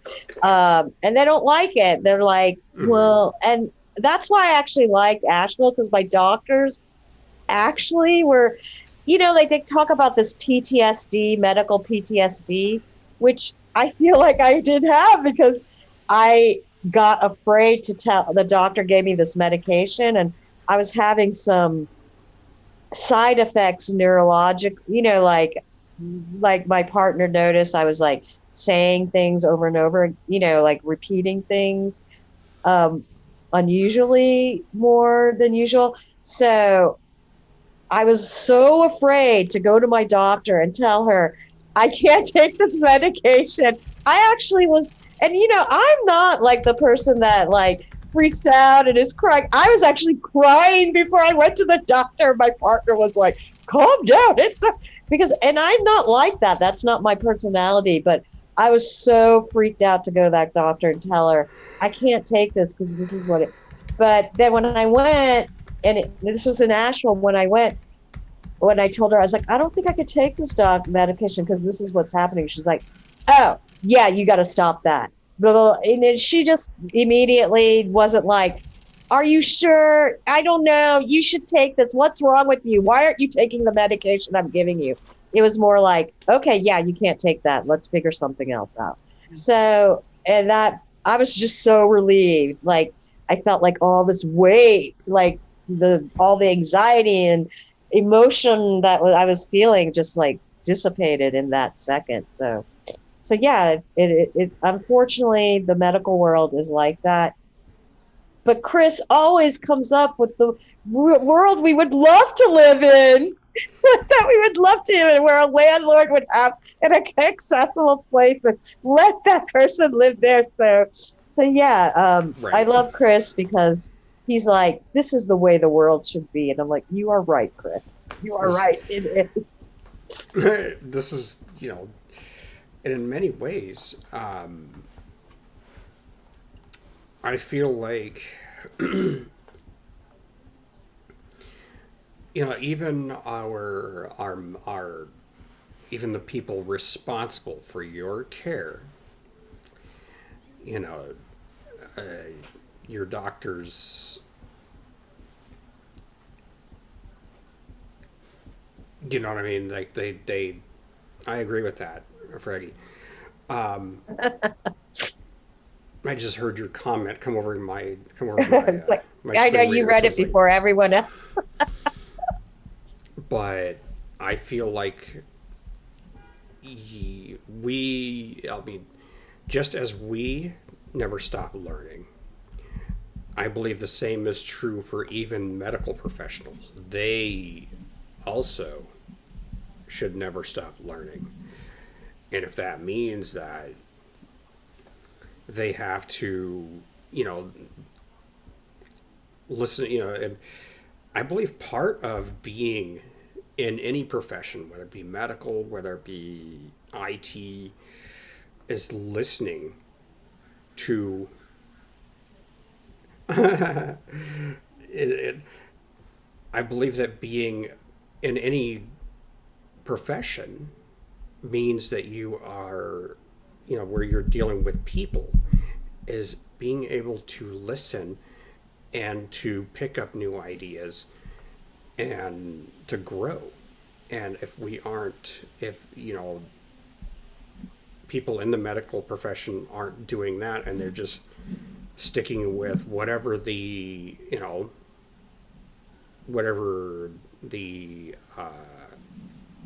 administrators of the health care plan say, oh yeah, this is what we can approve, this is what we can't approve, blah blah. Some of these treatments that work may actually even cost less than what pharmaceutical thing they're going to end up prescribing you in the end. And so I figured, if it's going to cost less than if what you're taking works, and it costs less than some drug they're going to try to push on you, then do whatever's working, and stick to what's working. And I figure we all have to evolve one way or another. We all have to grow. Yeah. I mean, that's really the mindset of society in general needs to change, because I don't know if this is an American thing or if this is a world, because I don't live all over the world. I just live in America. But in America, we definitely have this, I know everything, you don't know it, you need to listen to me. So if someone like a doctors, I do feel doctors do actually need to learn all the time. But okay, Oji. But yeah, like it would be great if we can get to the point where we start teaching doctors like, hey, you don't know everything, listen to your patients and try to explore some other options. And hopefully one day medical schools will start teaching that, but it's not happening now. So I don't know what to say about that. Yeah, and then I just want to read what Freddie wrote, because we have to go soon, because it's like 7:00. Freddie says, and it doesn't help that insurance only allows us only allows us 15 to 30 minutes to visit with us. Oh, something to visit with us because they can't get behind their schedule. So yeah. Well, Yeah. It doesn't help too that when you Well, go into your doctor's office, from the moment you check in till the moment you actually quote unquote see the doctor, most of the time it's a hurry up and wait situation. You get there, you sign in, you're put into one of the rooms. They do the blood pressure check, all of that. The way, I mean, efficiency in the medical profession needs to be something even more heavily addressed. When you go into your primary doctor's office, by the time that blood pressure check and the weight check and everything is over, your doctor really should be ready to see you. mm-hmm. And coming in no later than 5 minutes after you get in that office, you get in that exam room. I mean, Yeah, unless no, I agree. there's like a super urgent matter that needs to be dealt with right then and there. Yeah, I mean, I feel the doctor, it's kind of turned into this factory type thing, like one patient in and out, in and, like it's just this revolving thing of patient, oh, you don't fit into this this model that I need you to have so I can heal you. So, and I can't take the time to deal with it. So, but I actually have to go soon too. So, if unless anyone wants to add anything to this conversation, which please do if you want to. But maybe we should have a discussion about doctors and chronic pain in a couple of months. I don't know if we could do that or figure something else out. I mean, is there any other subjects people would like to talk about chronic pain in specific or anything? We could, if you guys want to pick a subject, we can, and we could talk about that. Any suggestions?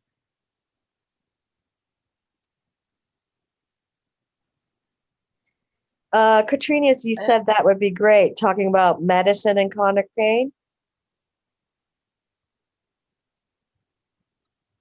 I have a thought. I just can't reach my stuff because I've been Oh yeah, no, go ahead. Position too long. You can talk. I can take my turn. I'm just letting you know. Yeah, take your turn. You're very polite, so don't worry about it. Go for it. Okay, here we go. I know that the subject today was chronic pain, right? Mm-hmm. Or was it like there was like a hyphen after it or something? Living with chronic pain. Living with chronic pain. Okay. So one of the things I noticed was it was mostly focused on today's conversation was mostly focused on, I guess, a certain sense of pain. Mm-hmm. So maybe like you could expand, you can have like a expanded, yeah, like you said, like another chronic pain one, but expand on what sense of pain that chronic pain can come in, or what else can attribute to chronic pain. I don't know if you're into that kind of. What do you mean, like anxiety, emotionally, psychologically? Is that what you're talking about? Or are you talking about? I mean, I'm open to talk about anything. So yes, like spiritual or. Okay, yeah, yeah. Let's do that. We'll have another. Yeah, we could have another chronic pain discussion, and we'll talk about how we emotionally, psychologically, and spiritually deal with chronic pain. I think that's a great subject. Yeah, I think grief was brought up. Wasn't that by Oji? What was brought up? And that kind of grief. Oh, grief, right. Yeah. And I think that's a kind of a pain. Yeah, because right. I think even people that were born with their disability, the chronic pain changes over time. It has its own life. So it's like you're constantly having to readjust your whatever you emotionally gripped down. Then all of a sudden it changes. You're like, oh God, and you're freaking out. So yeah, I think that's a great subject of discussing how we deal with chronic pain. Disability and chronic pain, all these things have their own life and they change over time. So how we adjust to that transition when it gets different and what we can do. So yeah, I think that's a great subject. And yeah, we'll make that our next chronic pain discussion. And I want to just thank all of you for coming. I'm going to name everyone: Oji, Freddie, Vicky, Chris, Jenny, Imani, Manny, Katrina, and Marguerite, who keeps getting bounced off because of the internet. But I was so glad to have your input while you were being able to be here. But Marguerite, the next thing we were thinking of talking about, I don't know if she's frozen, but I'll email her later because her hand froze. Yeah, so. her internet's really Her internet's misbehaving being today. yucky. I see two of her. Yeah, and I'll just write her. I'll just write. Oh, there. Are you there? Are you there, Marguerite? I see her face. Can she hear me? Is she frozen? No. Yes. Oh, there. Yeah, so the next chronic pain discussion we were going to have was about how we deal with it emotionally, psychologically, spiritually, and how chronic pain has its own life too, and how we adjust and transition when it changes. So did you get that? But I'll write it to you. So even if you didn't get it, it's okay. But okay, YouTube. Oh, let's say bye to YouTube. Bye, Yes. YouTube. Thanks for joining us. And